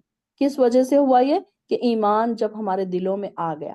تو یہاں پر اللہ تعالیٰ فرما رہے ہیں کہ ھذا بصائر من ربکم، کہ یہ تمہارے رب کی طرف سے نشانیاں ہیں، معجزے ہیں، اور یہ ساری کی ساری چیزیں کس کے لیے ہے؟ کہ جو بصیرت افروز دلائل، بصائر مطلب ایسی نشانیاں جو انسان کو دکھ جا رہی ہیں، نظر آ رہی ہیں، اور یہ ہدایت اور رحمت کس کے لیے ہے؟ جو ایمان لاتے ہیں۔ اللہ تعالیٰ ہمیں بھی اپنی ہدایت اور رحمت نصیب فرما، اور اللہ تعالیٰ ہمیں بھی ایمان والوں میں شامل کر لے۔ اور آگے دیکھیے کہا جا رہا ہے وَإِذَا قُرِئَ الْقُرْآنُ فَاسْتَمِعُوا لَهُ وَأَنصِتُوا لَعَلَّكُمْ تُرْحَمُونَ، اور جب قرآن پڑھا جائے تو اسے غور سے سنو۔ سب سے پہلے کیا کہا جا رہا ہے؟ فَاسْتَمِعُوا لَهُ، غور سے سنو، یعنی کہ یہ نہیں ہے کہ انسان دوسرے کام کرتے بیٹھ جائے، کہ انسان کبھی کبھی موبائل میں گیم کھیلتا ہے، کبھی چیٹنگ کرتا ہے، یعنی کہ قرآن بازو پڑھا جا رہا ہے تو یہ شیطانی کام ہے کہ انسان غور سے نہیں سن رہا ہے، اپنے دوسرے کاموں میں مصروف ہے۔ چلے ٹھیک ہے، کبھی کبھی ایسا ہے کہ آپ کو بہت ایمرجنسی ہے، آپ کو کچن میں کام کرنا پڑ رہا ہے، آپ کے پاس دوسرا کوئی آپشن نہیں ہے، آپ نے قرآن لگا دیا، آپ سن رہے ہیں۔ لیکن دوسرا، ہمیشہ یہ نہ کریں کہ قرآن کو بازو میں چلتا ہوا چھوڑ دیں اور اس کے ساتھ ساتھ ہم باتیں بھی کر رہے ہیں۔ اکثر لوگوں کو عادت ہوتی ہے کہ کلاس میں باتیں کرتے ہیں، اب قرآن مائک تو میوٹ ہے تو بازو میں باتیں ہو رہی ہیں، چیٹنگ ہو رہی ہیں، موبائل جس میں اکثر بچیوں کو عادت ہوتی ہے کہ چیٹنگ کرتی رہتی ہیں جب تک موبائل ہاتھ میں ہو، کچھ نہ کچھ پیچھے سے دیکھتے رہتی ہیں، کہ پنٹریسٹ پہ دیکھا جاتا ہے، کچھ نہ کچھ تو لوگ دیکھتے رہتے ہیں۔ تو یہاں پر کیا کہا جا رہا ہے؟ فَاسْتَمِعُوا لَهُ، غور سے سنو۔ کیوں غور سے سننے کے لیے کہا جا رہا ہے؟ کہ پیچھے ہم نے پڑھا کہ جو دل کے کانوں سے غور سے جب سنتا ہے نا انسان تو ہدایت اس کے دل میں اترتی ہے۔ ہدایت سے دور اسی لیے لوگ ہوتے ہیں کہ ان کو پھر کیا ہے کہ وہ غور سے نہیں سنتے کہ اللہ تعالیٰ اس میں قرآن میں بتایا کیا جا رہا ہے، کیا کون کون سی ہدایت کی باتیں ہیں جو بتائی جا رہی ہیں۔ تو اس لیے سب سے پہلا کام ہم کو سکھایا جا رہا ہے فَاسْتَمِعُوا لَهُ۔ آج سے اس بات کو گانٹ باندھ لیجئے کہ ہمیں غور سے سننا ہے۔ ہم اگر کلاس چل رہی ہے تو یہ نہیں ہو کہ ہم باتیں کریں، ساتھ ساتھ کچھ کریں، کوئی دوسرے کام کرتے رہیں، یا پھر اپنے آپ کو ڈسٹریکٹ کرنے والے کام کریں۔ پھر اس کے بعد کیا ہے؟ انصتو، کہ خاموش بھی رہو، غور سے بھی سنو اور خاموش بھی رہو۔ یہ نہیں ہے کہ باتیں کرتے جاؤ، خاموش ہیں، ہم خاموش ہیں دوسرے باتیں کر رہے ہیں، یا دوسرے خاموش ہیں ہم انہیں باتوں میں کچھ پوچھ رہے ہیں، کچھ باتیں کر رہے ہیں۔ بلکہ یہ دو ہم کو آداب بتائے جا رہے ہیں جب قرآن پڑھا جا رہا ہے. کیوں بتائے جا رہے ہیں یہ دو آداب؟ لعلکم ترحمون، شاید کہ تم پر رحم کیا جائے. یہ دیکھیے کہ رحمت اللہ تعالیٰ کی جو ہم پر نازل ہونے والی ہے نا، تو یہ دو وجہ سے ہو جائے گی. آپ کو کیا محنت کرنی پڑ رہی ہے اس میں؟ صرف خاموشی سے سننا ہے، سننا بھی ہے اور خاموشی سے سننا ہے. بس باتیں بھی نہیں کرنا ہے، خاموش بھی بیٹھنا ہے. تو یہاں دیکھیے کہ دو چیزوں کی وجہ سے صرف اللہ تعالیٰ کیا کر رہا ہے ہم پر انعام؟ رحمت. اللہ کی رحمت ہم پر نازل ہو رہی ہے. سبحان اللہ کہ چھوٹے چھوٹے کام ہم کر رہے ہیں، اللہ کی رحمت نازل ہو رہی ہے. کوئی بڑے کام ہم کو نہیں کرنا ہے، ہمیں کوئی دنیا چھوڑ کر پہاڑوں پہ نہیں چلے جانا ہے، جنگلوں میں نہیں چلے جانا ہے، دن بھر مصلی بچھا کر ہمیں نمازیں اور روزے نہیں رکھنا ہے، سال بھر ہم کو روزے نہیں رکھنا ہے. بلکہ چھوٹی چھوٹی چیزوں پر اللہ تعالیٰ کتنے ریوارڈز دے رہا ہے، اور ہم دیکھیں کہ ریوارڈز لینے کے لیے بھی ہم تیار نہیں ہیں. تو یہاں پر یہ آیت کو انڈرلائن کیجئے اور ہمیشہ اس بات کو یاد رکھیے کہ جب قرآن پڑھا جا رہا ہو تو ہمیں کیا کرنا ہے؟ خاموش رہنا ہے اور غور سے سننا ہے. قرآن کا سننا کیا ہے؟ باعث رحمت ہے. کہ مشرکین مکہ وہ کیا کرتے تھے کہ جب نماز میں داخل ہوتے یا کوئی اللہ تعالیٰ حضور صلی اللہ علیہ وسلم کوئی قرآن کی باتیں سناتے تو وہ کیا کرتے تھے کہ سیٹیاں بجاتے، شور مچاتے تاکہ لوگوں کے کانوں تک قرآن کی بات نہ پہنچے. یہ چاہتے تھے کہ لوگوں کے کہیں ایسا نہ ہو کہ لوگ ان لوگوں کے کان تک یہ بات چلی جائے تو لوگ ہدایت پالے. تو ان لوگوں کا طریقہ کار یہ تھا کہ یہ کیا کرتے تھے کہ شور مچاتے تھے، تالیاں بجاتے تھے تاکہ قرآن کی آواز دب جائے. ان کے لیے یہ کہا جا رہا ہے. لیکن یہاں پر ہمیں بھی کوئی نہ کوئی یہاں پر ایک لیسن مل رہا ہے. اے نبی اپنے پروردگار کو صبح و شام دل ہی دل میں عاجزی، خوف کے ساتھ اور زبان سے بھی ہلکی آواز سے یاد کیجئے، اور ان لوگوں سے نہ ہو جائیے جو غفلت میں پڑے ہوئے ہیں. دیکھیے مارننگ اذکار، ایوننگ اذکار، ہر طریقے کا ذکر و اذکار، اس میں ساری چیزیں آ جائیں گی. صرف مارننگ اذکار ایوننگ اذکار نہیں آئیں گے بلکہ ہر طریقے کے اس میں ذکر و اذکار آ جائیں گے. اللہ تعالیٰ کی طرف اگر ہم بڑھنا چاہتے ہیں تو سب سے پہلے کیا ہے کہ عاجزی اور انکساری ہمارے اندر ہونے چاہیے، جھکاؤ ہونا چاہیے کہ ہم اپنے آپ کو کیا ہے کہ تکبر سے بچائیں. کہ بے شک وہ لوگ جو لوگ فرشتے اور آپ کے پروردگار کے یہاں موجود ہیں وہ کبھی اس کی بندگی سے اکڑتے نہیں، وہ اس کی تسبیح کرتے ہیں اور اس کے آگے سجدہ کرتے رہتے ہیں. لا یستکبرون، کہ دیکھیں فرشتے ہیں کتنے، اب ان کا دیکھیے پوزیشن کتنی بڑی ہے کہ یہاں پر یہ کہ اکڑتے نہیں ہیں، سجدے کر رہے ہیں. اور ہمارے پاس کیا ہے کہ ہمارے پاس ہم تھوڑے سے اگر پڑھ لیں، تھوڑا سا ہم لکھ لیں تو ہم کیا سمجھتے ہیں؟ اپنے آپ کو ایک بڑی چیز سمجھنے لگتے ہیں. تو یہاں پر تکبر سے بچنے کے لیے کہا جا رہا ہے، اور بہت زیادہ اللہ کا ذکر، اور ذکر بھی کیسے؟ عاجزی اور انکساری کے ساتھ، خوف کے ساتھ، اور زبان سے بھی ہلکی آواز سے بھی یاد کیجئے، اور ان لوگوں سے بھی نہ ہو جائیے جو غفلت میں پڑے ہوئے ہیں. اللہ تعالیٰ سے یہاں پر دعا کیجئے کہ اللہ ہمیں غافلین میں نہ شامل کر. اللہ تعالیٰ جو عبادت گزار بندے ہیں نا، اللہم اعینی علی ذکرکا و شکرکا و حسن عبادتک، اللہ تیری بہترین خوبصورت عبادت کرنے والا ہم کو بنا. یہاں پر سجدہ آ رہا ہے، آپ لوگ چاہیں تو بعد میں سجدہ کر لیں. قرآن میں ہم دیکھیں گے کہ 14 مقامات پر سجدہ آئے گا. تو اس میں سے پہلا سجدہ یہاں پر آیا ہے سورۃ الانفال. انفال کا کیا مطلب ہے؟ مال غنیمت. بسم اللہ الرحمن الرحیم. لوگ آپ سے انفال کے بارے میں پوچھتے ہیں، آپ ان سے کہیے یہ اموال زائد اللہ اور اس کے رسول کے لیے ہے، بس تم لوگ اللہ سے ڈرتے رہو اور اپنے باہم و تعلقات درست رکھو اور اللہ اس کے رسول کی اطاعت کرو. اگر تم مومن ہو، سچے مومن تو وہ ہیں کہ جب ان کے سامنے اللہ کا ذکر کیا جائے تو ان کے دل کانپ اٹھتے ہیں. دیکھیے کہ وجلت وَإِنَّمَا الْمُؤْمِنُونَ الَّذِينَ إِذَا ذُكِرَ اللَّهُ وَجِلَتْ قُلُوبُهُمْ، کہ ان کے دل کانپ اٹھتے ہیں، اور جب اللہ کی آیات انہیں سنائی جائیں تو ان کا ایمان بڑھ جاتا ہے اور وہ اپنے پروردگار پر بھروسہ رکھتے ہیں. اب یہ دیکھیں کہ کیسے لوگ ہیں، کیسے ان کے دل ہے، کیسے ان کے نرم دل ہیں کہ اللہ کے آیات ان کے سامنے پڑھی جا رہی ہے تو دل کانپ اٹھ رہے ہیں. ہمارے دل تو ایسے نہیں ہوتے. یہاں پر دیکھیے کہ چیک کریے اپنے دلوں کو، کیا کسی کے دل ایسے ہو رہے ہیں؟ کیا کسی کے دل لرز رہے ہیں جب اللہ کی آیات انہیں سنائی جا رہی ہے تو ان کا ایمان بڑھ رہا ہے؟ یہ کویشچنز کے جوابات آپ ضرور کمنٹس میں دیا کریں کہ کیا آپ کے دلوں میں ایسے چینجز آ رہے ہیں، کہ کیا پھر ایسی بات ہو رہی ہے، چینجز ہو رہے ہیں یا نہیں ہو رہے ہیں چینجز. تو یہ دیکھیے کہ کیسے تھے یہ لوگ کہ جب ان کے دل یہ جب پڑھتے تھے تو ان کے دل کانپ اٹھتے تھے، اللہ کے ڈر سے کانپ اٹھتے تھے، عذابوں کے ڈر سے کانپ اٹھتے تھے. हम तो बिल्कुल ब्लैंक पढ़ रहे हैं, हमने एक पारा पढ़ लिया, स्पीड से पढ़ लिया, 20 मिनट में पढ़ लिया, 15 मिनट में पढ़ लिया, ना हम कहीं रोए, ना है हम कहीं खुशी महसूस हमने की, बस हमने तो ये बता दिया कि आज तो मैंने 1 पारा पढ़ लिया, आज तो मैंने 2 पारे पढ़ लिए, मेरे तो 1 कुरान खत्म हो गया, मेरे तो इतने जल्दी 1 कुरान खत्म हो गया। लेकिन ना हमारे दिल हिले, ना हमारे दिलों में कोई खुशी महसूस हुई। और जब इन्हें अल्लाह की आयत पढ़ी सुनाई जाती है तो इनके दिल ईमान से बढ़ जाते हैं। कि देखिए, क्या हमारे दिल ईमान से बढ़ रहे हैं? और मुझे ऐसा लग रहा है, उम्मीद है मुझे कि इस कुरान की महफ़िल में बैठने से आपके दिलों के भी यही हालात हो रहे हैं। पहले तो हमारे नहीं होते थे, कई साल हमारे ग़फ़लत में गुज़र गए, कई साल हमारे नींदों में गुज़र गए। अब हम अब हम इतने समझ आई है हमें कि हमारे दिल भी अब ऐसे होने लगे हैं। मैं उम्मीद कर रही हूँ कि बहुत सारी बहनों के अब हालात ऐसे हो गए हैं, क्योंकि कई बहनें मेरे साथ अपनी-अपनी बातें जब शेयर करती हैं, तो मुझे ऐसा लगता है कि इनके दिल ईमान से लबरेज़ हो चुके हैं। अल्लाह ताला आप सबके दिलों को ईमान से भर दे। मेरे भी अल्लाह में मुझे भी आपके साथ-साथ हमारे दिलों को भी ईमान से भर दे। अल्लाह ताला हमें भी ऐसा बनाए कि हमारे दिल काँप उठे। एक-एक आयत हमारे दिलों में उतर जाए। जब अल्लाह के डर की बात आए तो हमारे दिल डरने लगे, आँखों से आँसू निकलने लगे। ये तन्हाई में जब आप कुरान पढ़े ना, तो अपने आप को चेक किया करें, क्या मेरे साथ ऐसे होता है? आज अब जब हमारी कुरान की क्लास चल रही है ना, जब आप अपने आप को चेक किया करें कि कौन-सी बात मेरे दिल पे टच हो रही है, कौन-सी बात नहीं टच हो रही है, या मुझे सारी चीज़ें एक जैसी लग रही हैं, डरावे भी एक जैसे, खुशखबरियाँ भी एक जैसी, ईमान की बातें भी एक जैसी, ग़फ़लत की बातें भी एक जैसी, क्या सारी बातें मुझे एक जैसी लग रही हैं?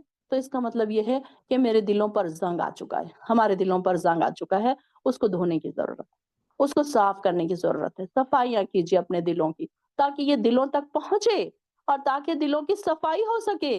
कुरान का ज़्यादा से ज़्यादा पढ़ना और समझना दिलों की सफाई करता है। ये सबसे आसान तरीका है। आप ये कह समझ लीजिए कि एक वैक्यूम है ये, कि हमारे दिलों को गुनाहों से दूर करता है ये। और जो नमाज़ कायम करते हैं और जो कुछ माल दौलत हमने इन्हें दे रखा है, इसमें से खर्च करते हैं, यही सच्चे मोमिन हैं। और इनके लिए भी परवरदिगार के यहाँ दर्जात हैं, बख्शिश है और इज़्ज़त की रोज़ी है, जिसे कि आपका परवरदिगार आपको आपके घर से जंग बदर के मौके पर हक़ काम के लिए निकाल लाया था। मुसलमानों को भी ऐसे ही निकलना चाहिए। हालाँकि मोमिनों का एक गिरोह इस बात को पसंद नहीं करता था, वो आपसे हक़ के बारे में झगड़ा करते थे। हालाँकि हक़ ज़ाहिर हो चुका था, इनका ये हाल था जैसे वो मौत की तरफ हाँके जा रहे हैं। यानी कि जंग बदर के टाइम पर अब ये जब उनको जाना जाना पड़ रहा था, तो कुछ लोगों को ऐसे जाना नहीं था कि वो सोच रहे थे कि अगर हम जंग में जाएँगे तो हम मारे जाएँगे। तो कैसे लग रहा था उनको कि वो मौत की तरफ हाँके जा रहे हैं और मौत को आँखों से देख रहे हैं। और जब अल्लाह ने तुमसे वादा किया था कि दोनों ग्रोहों में से एक तुम्हारा होगा, तो तुम ये चाहते थे कि गैर मुस्लिह ग्रोह तुम्हारे हाथ लग जाए। जबकि अल्लाह ये चाहता था कि अपने इरशादात से हक़ को हक़ कर दिखाए और काफ़िरों की जड़ काट दे। और ताकि अल्लाह हक़ को हक़ करके दिखाएगा और बातिल को मिटा देगा। ये देखिए कि जो अबू सुफियान जो अपना सारा माल लेकर जब जा रहा था, तो ये मुसलमान क्या सोच रहे थे कि हम जाएँगे और उनके ऊपर हमला करेंगे और सारा माल भी हम अपने हिस्से में कर लेंगे। लेकिन अल्लाह ताला क्या चाह रहा था? कि अल्लाह ताला चाह रहा था कि वो तुमसे जंग करें और तुम मुसलमानों की जीत भी हो साथ-साथ और मुसलमान उनके ऊपर हावी हो जाएँ। ये चाह रहे थे ना वो लोग, अल्लाह ताला। और ये बात मुजरिमों को नागवार था कि अल्लाह हक़ को हक़ कर दिखाए और बातिल को मिटा दे, चाहे ये बात मुजरिमों को नागवार हो। और जब तुम अपने परवरदिगार से फरियाद कर रहे थे, तो अल्लाह ताला ने तुम्हें जवाब में फरमाया कि पे दर पे 1000 फरिश्ते तुम्हारी मदद को भेज रहा हूँ। देखिए कि लोग उस वक़्त भी कैसा था कि लोग बहुत थोड़े थे, जंग बदर के मौके पर ये इतने कम लोग थे और वो काफ़िर बहुत ज़्यादा थे। तो यहाँ पर अल्लाह ताला ने क्या किया कि फिर फ़रिश्तों का नुज़ूल किया और उनको तसल्ली दी कि मैं फ़रिश्ते भेज रहा हूँ। ये बात अल्लाह ने तुम्हें इसलिए बताई ताकि तुम खुश हो जाओ और तुम्हारे दिल मुतमईन हो जाएँ, वरना मदद तो जब भी हो अल्लाह ही की तरफ से होती है। यकीनन अल्लाह बड़ा ज़बरदस्त और हिकमत वाला है। अब ये देखिए कि अगर फरिश्ते ना भी उतारे तो अल्लाह ताला ही जिताने वाला था, अल्लाह ताला ही ऊपर करने वाला था। लेकिन एक तसल्ली वाली बात, अब सारों को तसल्ली आ गई ना कि भाई फरिश्ते आ रहे हैं। और वो वक़्त भी याद करो जब अल्लाह ने अपनी तरफ से तुम्हारा खौफ दूर करने के लिए तुम पर गुनूदगी तारी कर दी और आसमान से तुम पर बारिश बरसा दी ताकि तुम्हें पाक कर दे और शैतान की डाली हुई नजासत تم سے دور کر دے اور تمہارے دلوں کو مضبوط کر دے اور تمہارے قدم جما دے۔ فرشتوں کی اطلاع ایک تو یہ ہو گئی کہ فرشتوں کی اطلاع ملنے کی وجہ سے یہ لوگ ثابت ختم ہو گئے۔ اگر اللہ چاہتا تو بغیر فرشتوں کے بھی ان کو کامیابی دے سکتا تھا، لیکن یہ کہ اس کے باوجود بھی اللہ تعالیٰ نے ان کے قدم جمانے کے لیے ان کو یہ خوشخبریاں دی۔ اور ابھی کافروں کے دلوں میں رعب ڈال دوں گا، پس تم ان کی گردنوں اور ہر جوڑ پر ضربیں لگاؤ، یعنی کہ ان کو مارو۔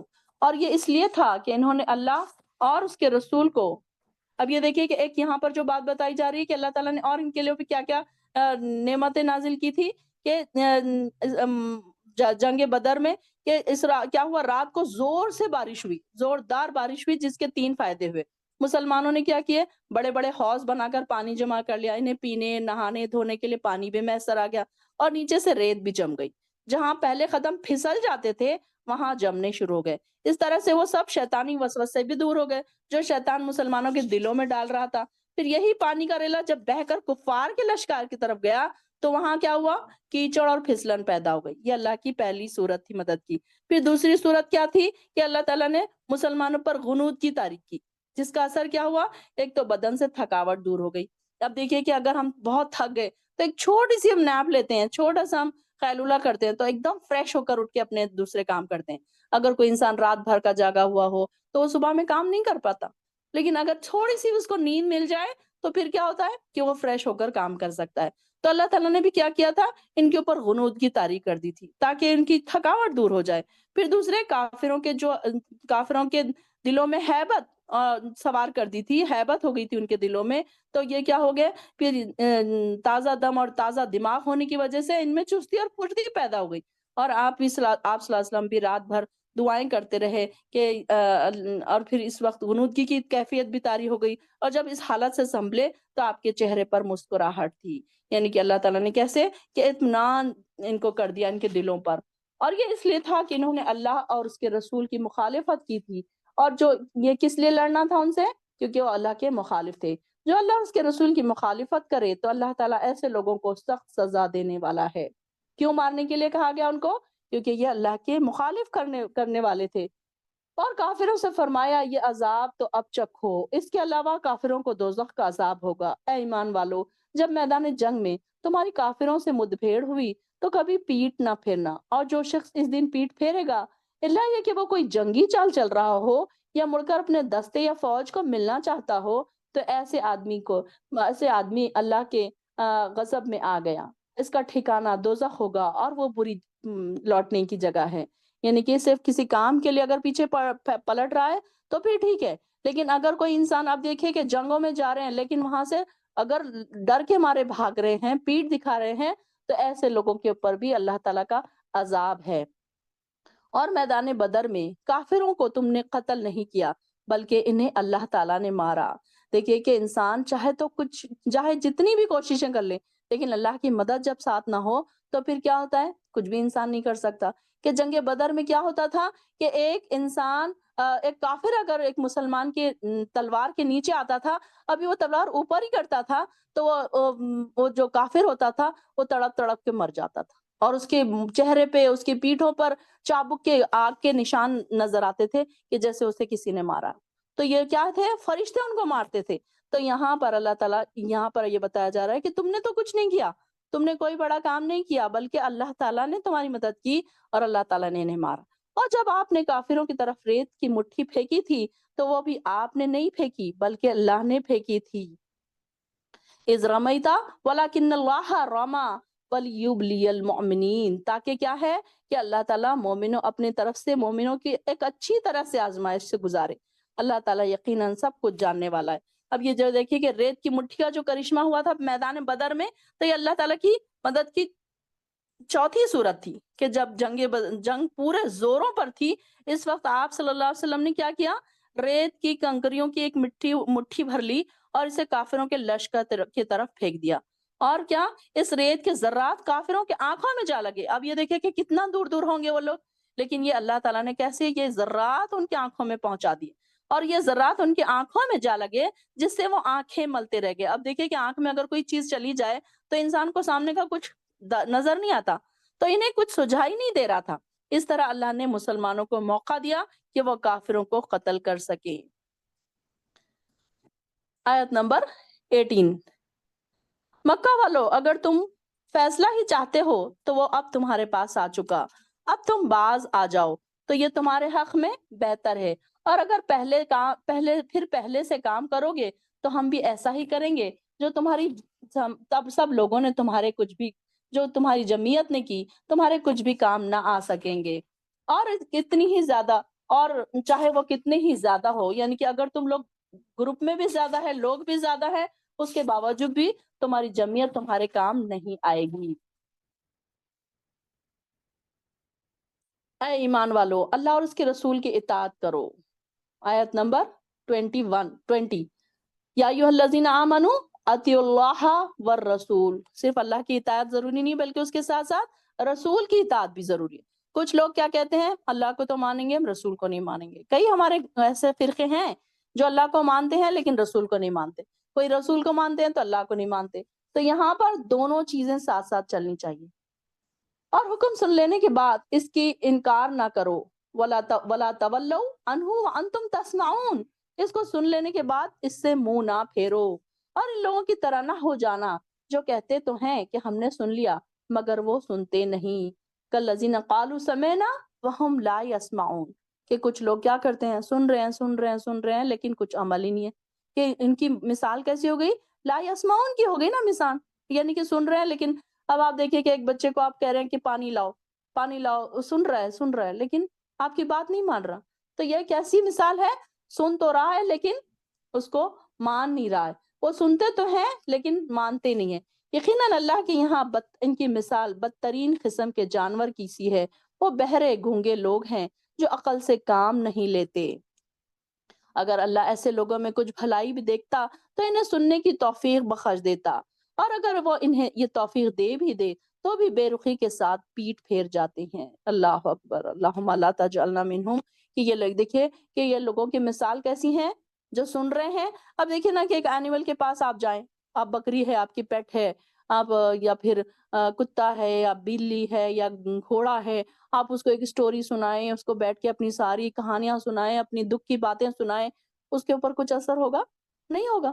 تو بالکل یہاں پر بتائی جا رہی ہے لوگوں کی مثال، کہ کوئی بات ان کو سنائی جا رہی ہے، ہدایت کی طرف بلایا جا رہا ہے، جنت اور دوزخ کی باتیں بتائی جا رہی ہیں، لیکن اس کے اوپر کوئی ان کا ایمان ہی نہیں ہے، کوئی اس کو سن ہی نہیں رہے، اس کو سن کر کوئی عمل ہی نہیں کر رہے، لا یسمعون ہے وہ۔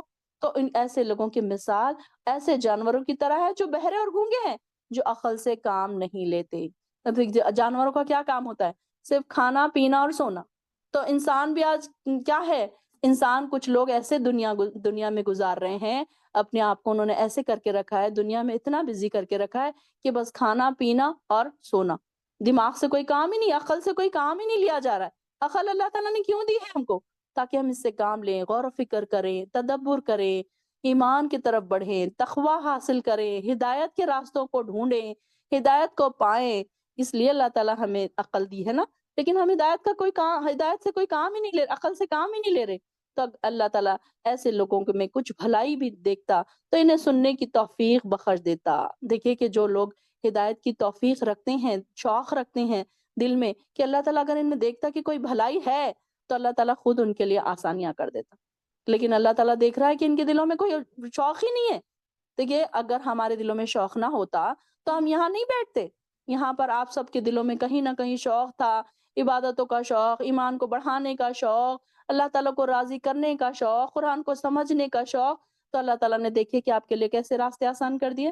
اگر آپ کے دل میں کوئی ایمان نہ ہوتا، کئی لوگ ایسے ہیں کہ جن کے دلوں میں خواہش نہیں ہے، وہ صرف وربل ہی کہتے ہیں کہ آپ ہمارے لیے دعا کریں، ہمارے لیے آسانی ہو جائے تو ہم بھی اس کلاس میں آئیں، ہمارے ٹائم میں برکت دے دے اللہ تو ہم اس کلاس میں آئیں، بلکہ ان کے دلوں میں کوئی بھلائی ہے ہی نہیں، کہ وہ چاہتے ہی نہیں ہے کہ ہم آئیں اس طرف۔ تو اللہ تعالیٰ نے بھی پھر ان کو دور کر دیا۔ اگر وہ انہیں یہ توفیق دے بھی دیتا تو بھی بے رخی کے ساتھ پیٹ پھیر جاتے۔ اے ایمان والو، اللہ اور اس کے رسول کا حکم مانو، جبکہ رسول تمہیں ایسی چیز کی طرف بلائے جو تمہارے لیے زندگی بخش ہو۔ جب بھی آپ یہاں بیٹھے ایسی کلاس میں بیٹھیں تو اللہ کا بہت شکر ادا کیا کریں کہ اللہ تیرا شکر ہے، تیرا احسان ہے مجھ پر کہ تو نے مجھے ایسی محفلوں میں، ایسی نورانی محفلوں میں، ایسی ہدایت کی طرف بلانے والی محفلوں میں مجھے بلایا۔ اللہ میں تو کوئی چیز نہیں تھی، میں تو ناچیز تھی، مجھے تو کوئی سمجھ نہیں تھی دین کی۔ اللہ تو نے مجھ پر رحم کیا، اللہ تو نے میرے لیے راستے آسان کیے۔ اللہ کا شکر ادا کیا کریں کہ اللہ میں بہت اس بات کی شکر گزار ہوں، ہر روز آپ شکر ادا کیا کریں کہ اللہ میں اس محفل میں آئی ہوں کہ تو نے میرے لیے آسان کیا۔ اگر اللہ تعالیٰ ہمارے لیے نہ آسان کرتا، کئی لوگ ایسے ہیں کہ اللہ تعالیٰ نے ان کے لیے مشکلیں کر دی۔ کیوں؟ کیونکہ انہوں نے پسند ہی نہیں کیا اللہ کو راضی کرنا، انہوں نے پسند نہیں کیا اللہ کی محفلوں میں آنا، انہوں نے پسند نہیں کیا، تو اللہ تعالیٰ نے ان کو ان کے کاموں میں اتنا الجھا دیا، اتنا بزی کر دیا کہ وہ دن رات اس میں الجھے ہوئے ہوتے ہیں۔ آپ دیکھیں گے کچھ لوگ اتنے الجھے ہوئے ہوتے ہیں اپنے کاموں میں کہ ان کی زندگی ایک دم سٹریسفل ہوتی ہے اور ان کی کوئی سکون نہیں ہے ان کے کاموں میں۔ اور جان لو کہ اللہ تعالیٰ آدمی اور اس کے دل کے درمیان حائل ہو جاتا ہے، اور اسی کے حضور تم جمع کیے جاؤ گے، اور اس مصیبت سے بچ جاؤ جو صرف انہی لوگوں کے لیے مخصوص نہ ہوگی جنہوں نے تم میں سے ظلم کیا ہو۔ اور جان لو کہ اللہ سخت سزا دینے والا ہے۔ اور وہ وقت بھی یاد کرو جب تم تھوڑے سے تھے، زمین میں کمزور سمجھے جاتے تھے، اور تمہیں یہ خطرہ لاحق رہتا تھا کہ تمہیں کہیں لوگ کچک نہ لیں۔ اب یہاں پر اسلام کی جو ابتدائی دور ہے، جو مسلمانوں پر سختیاں جو آ رہی تھی، پریشانیاں جو آ رہی تھی، اس وقت کا ذکر ہو رہا ہے۔ یہ خطرہ لاحق تھا کہ لوگ تمہیں کہیں اچک نہ لے جائیں، پھر اللہ نے تمہیں جائے پناہ مہیا کی اور اپنی مدد سے تمہیں مضبوط کیا اور کھانے کو پاکیزہ چیزیں دی تاکہ تم شکر گزار بن جاؤ۔ پھر دیکھیے کہ اللہ تعالیٰ نے ان کے لیے راستے آسان کیے۔ پھر مدینہ میں ایک مسلمانوں کا ایک گروپ بن گیا، اور پھر اتنی مضبوط ہو گئی وہ کہ پھر سارے لوگ ان سے ڈرنے لگے تاکہ تم شکر گزار بن جاؤ۔ کیوں کیا اللہ تعالیٰ نے یہ ساری چیزیں؟ لعلکم تشکرون، کہ اتنے دیکھیے کہ اللہ تعالیٰ نعمت انسان کے اوپر کرتا جاتا ہے۔ کیوں؟ لعلکم تشکرون۔ پھر اللہ تعالیٰ ہمیں بھی شکر کرنے والوں میں بنائے۔ دیکھیے کہ ہم کتنے کم شکر ادا کرتے ہیں۔ ہمارے پاس 10 چیزیں ہونا تو 9 چیزیں ہوں تو ہم 10ویں چیز کے پیچھے روتے رہتے ہیں کہ یہ فلاں چیز نہیں ہے، فلاں چیز نہیں۔ بلکہ اگر آپ لوگ آبزرو کریں اپنی زندگیوں میں تو نعمتیں ہمارے پاس زیادہ ہیں۔ اس کے اگینسٹ اگر دیکھیں تو کوئی چیز بہت ایسی ہے کہ جو کم ہے اور نعمتیں بہت زیادہ ہیں، تو انسان نعمتوں کی طرف کم دیکھتا ہے، اور جو اس کو نہیں ملا اس کی طرف زیادہ دیکھ کر روتا رہتا ہے کہ مجھے فلاں چیز نہیں ہے، مجھے تو اللہ نے یہ دیا ہی نہیں ہے۔ تو ناشکری، ہر وقت ناشکری۔ تو یہاں اللہ تعالیٰ یہ ساری چیزیں ہمیں عطا کر رہا ہے تاکہ تم شکر گزار بن جاؤ۔ لعلکم تشکرون۔ اے ایمان والو، جا کر اللہ اور اس کے رسول سے خیانت نہ کرو، اور نہ ہی تم آپس کی امانتوں میں خیانت کرو، اور جان لو کہ تمہارے مال اور تمہاری اولاد تمہارے لیے آزمائش ہیں۔ مال اور اولاد آزمائش کیسے بنتے ہیں؟ کہ دیکھیے مال انسان کیسے کیسے غلط طریقوں سے کما رہا ہے، کبھی سود کھا رہا ہے، کبھی ناحق کما رہا ہے۔ اولاد کیوں آزمائش بنتی ہے؟ اولاد کے لیے انسان ہر برے کام کر گزرتا ہے۔ اولاد کی اچھی تعلیم تربیت ہو، اولاد کو اچھے سٹیٹس والی زندگی دی جا سکے، اولاد کو ایک اچھی پڑھائی دے سکے، اس کی اچھی جگہ شادی کر سکے، تو اس کے لیے باپ یہ نہیں سوچتا کہ وہ پیسہ کہاں سے آ رہا ہے، حق ہے، باطل ہے، سود ہے، کیا ہے، یہ نہیں سوچتا۔ بس انسان سوچتا ہے کہ کہیں سے آ جائے پیسہ تو میں ایک سٹیٹس والی لائف اپنے بیوی بچوں کو دے دوں۔ تو یہاں پر ان کے لیے کہا جا رہا ہے کہ تمہارے مال اور تمہاری اولاد تمہارے لیے آزمائش۔ کبھی کبھی انسان کے پاس کم مال ہوتا ہے، وہ بہت زیادہ اللہ تعالیٰ کی طرف گڑ گڑانے والا ہوتا ہے، تہجدیں پڑھنے والا ہوتا ہے، اور رو رو کے دعائیں مانگنے والا ہوتا ہے۔ جب اس کے پاس بھرپور ہر چیز کی آسائش ہوگی تو وہ کیوں دعائیں مانگے گا؟ وہ دور ہو جاتا ہے پھر اللہ تعالیٰ سے۔ وہ نہ تہجدیں پڑھتا ہے، نہ دعائیں مانگتا ہے، اس کی نمازوں میں بھی کمی آ جاتی ہے، اس کے کام بھی بڑھ جاتے ہیں، اس کے بزنس بھی پھیل جاتے ہیں۔ اب اس کو ٹائم ہی نہیں ہے۔ اب اس نے کبھی پڑھ لی، کبھی چھوڑ دی، کبھی فرض پڑھ لی، کبھی نفل چھوڑ دی، کبھی سنتیں چھوڑ دی، کبھی فرض بھی چھوڑ دی، کبھی بیٹھ کے پڑھ لیا، کبھی نہیں پڑھا۔ یہ حال ہو جاتا ہے اس کا۔ تو یہاں پر دیکھیے کہ مال اور اولاد دونوں اس طریقے سے آزمائش ہے۔ اس پر ایک پورا لیکچر ہو سکتا ہے کہ مال اور اولاد آزمائش کیسے ہو سکتے ہیں۔ یہ بھی آپ کے لیے کویسچن ہے کہ آپ کے لیے مال اور اولاد کس طرح کہاں آزمائش ہو سکتے ہیں۔ یہاں پہ یہ بھی آپ کو یوٹیوب کے کمنٹس میں لکھنا ہے۔ اللہ کے یہاں اجر دینے کو بہت کچھ ہے۔ ایمان والو، اگر تم اللہ سے ڈرتے رہے تو اللہ تمہیں قوت اور تمیز عطا کرے گا۔ واللہ ذو فضل العظیم، کہ اللہ تعالیٰ کیا کرے گا؟ تم سے تمہاری برائیاں دور کر دے گا اور تمہیں بخش دے گا، اور اللہ بڑے فضل والا ہے۔ کیا کرنا ہے ہم کو؟ صرف اللہ سے ڈرتے رہنا ہے۔ اگر ہم اللہ سے ڈریں گے تو کیا ہوگا؟ بہت سارے گناہ کے کام ہم نہیں کریں گے، تو اللہ تعالیٰ اس کے بدلے میں ہم کو کوئی اللہ تعالیٰ بڑی چیز نہیں مانگ رہا ہے۔ کوئی ہمارے بینک بیلنس نہیں چاہیے، کوئی ہماری زندگی نہیں چاہیے، پوری راتوں کی نیند ہمیں نہیں اللہ تعالیٰ کے لیے ختم کرنی ہے، بلکہ کیا کرنا ہے؟ اللہ تعالیٰ سے ڈرتے رہنا ہے۔ یا ایھا الذین آمنو ان تتقوا اللہ، کہ اگر تم اللہ سے ڈرتے رہو تو اللہ تعالیٰ کے پاس اجر تو بہت ہے۔ اللہ تعالیٰ کیا کرے گا؟ تو وہ تمہیں قوت تمیز عطا کرے گا کہ اور تم سے تمہارے برائیاں بھی دور کر دے گا اور تمہیں بخش بھی دے گا، اور اللہ بڑا فضل والا ہے۔ اللہ اکبر، سبحان اللہ بحمدہ، سبحان اللہ العظیم۔ اللہ تعالیٰ تیری ہی تعریف ہے۔ واللہ ذو الفضل العظیم، اللہ تعالیٰ بڑا گناہوں کو معاف کرنے والا ہے۔ اور اے نبی وہ وقت یاد کرو جب کافر آپ کے متعلق خفیہ تدبیریں سوچ رہے تھے کہ آپ کو قید کر کے مار ہی ڈالے یا جلا وطن کر دے، وہ بھی تدبیریں کر رہے تھے اور اللہ بھی تدبیریں کر رہا تھا، اور اللہ ہی سب سے اچھی تدبیر کرنے والا ہے۔ اور جب ان کافروں پر ہماری آیت پڑھی جاتی ہیں تو کہتے ہیں ہم نے یہ کلام سن لیا، اگر ہم چاہیں تو ہم بھی ایسا کلام بنا سکتے ہیں۔ یہ تو وہی پرانی داستانیں ہیں جو پہلے لوگ سناتے چلے آئے ہیں۔ اور وہ وقت بھی یاد کرو جب کافروں نے کہا اے اللہ اگر یہی دین حق ہے تو جو تیری طرف سے ہے تو ہم پر آسمان سے پتھروں کی بارش برسا دے یا ہمیں کسی دردناک عذاب سے دوچار کر دے۔ حالانکہ یہ مناسب نہ تھا کہ اللہ انہیں عذاب دے اور ان پر موجود ہوں، اور نہ ہی یہ مناسب تھا کہ اللہ ایسے لوگوں کو عذاب دے جو استغفار کرتے ہوں۔ دیکھیے کہ اللہ تعالیٰ ایسے لوگوں کو بالکل گناہوں میں نہیں ڈالتا، کہ عذاب میں پریشانیوں میں نہیں ڈالتا، جو استغفار کرتے رہتے ہیں، آزمائشوں میں ہرگز نہیں پڑتے۔ اس سے ہمیں یہ پتا چل رہا ہے کہ کیا ہے، انسان کو بہت زیادہ استغفار کرنا چاہیے۔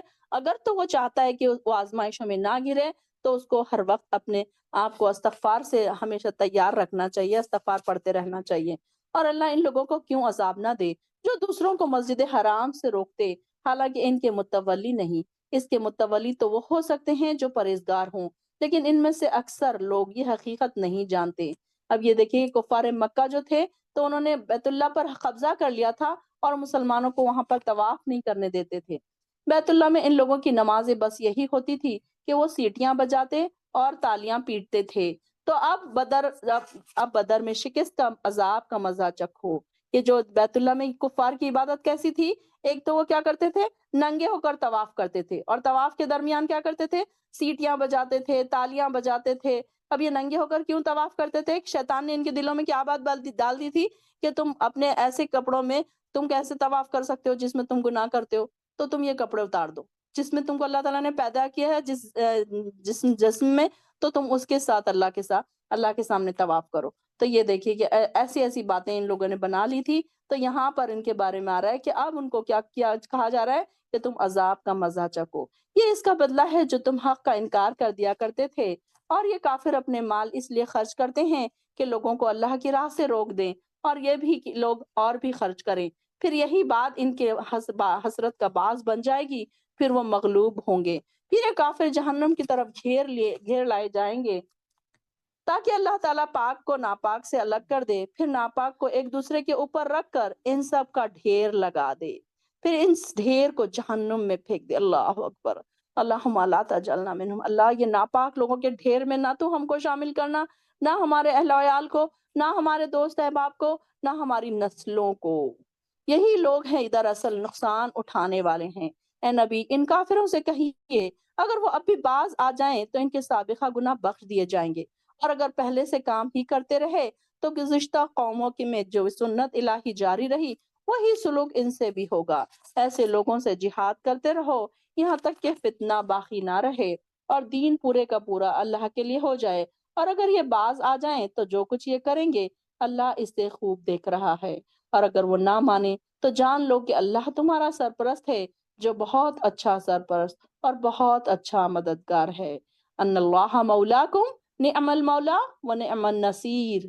اللہ تعالی ہم میں بھی مددگار، ہمارے لیے بھی مددگار بن جائے۔ اللہ ہمیں جو ہم نے پڑھا ہے اللہ اس خاص تیرے نیک لوگوں میں ہمیں شامل کر، ایمان والے لوگوں میں شامل کر، تقوی والے لوگوں میں شامل کر۔ اللہ ہمارے ایمان کو لبریز کر دے، ہمارے دلوں میں ایمان کو بھر دے، ایمان کی کیفیت کو بڑھا دے، ایمان کے لیول کو بڑھا دے۔ اللہ تعالیٰ اس قرآن کی محفل میں بیٹھنے سے قرآن کی محبت ہمارے دلوں میں پیدا کر دے۔ وآخر الدعوانا الحمد للہ رب العالمین۔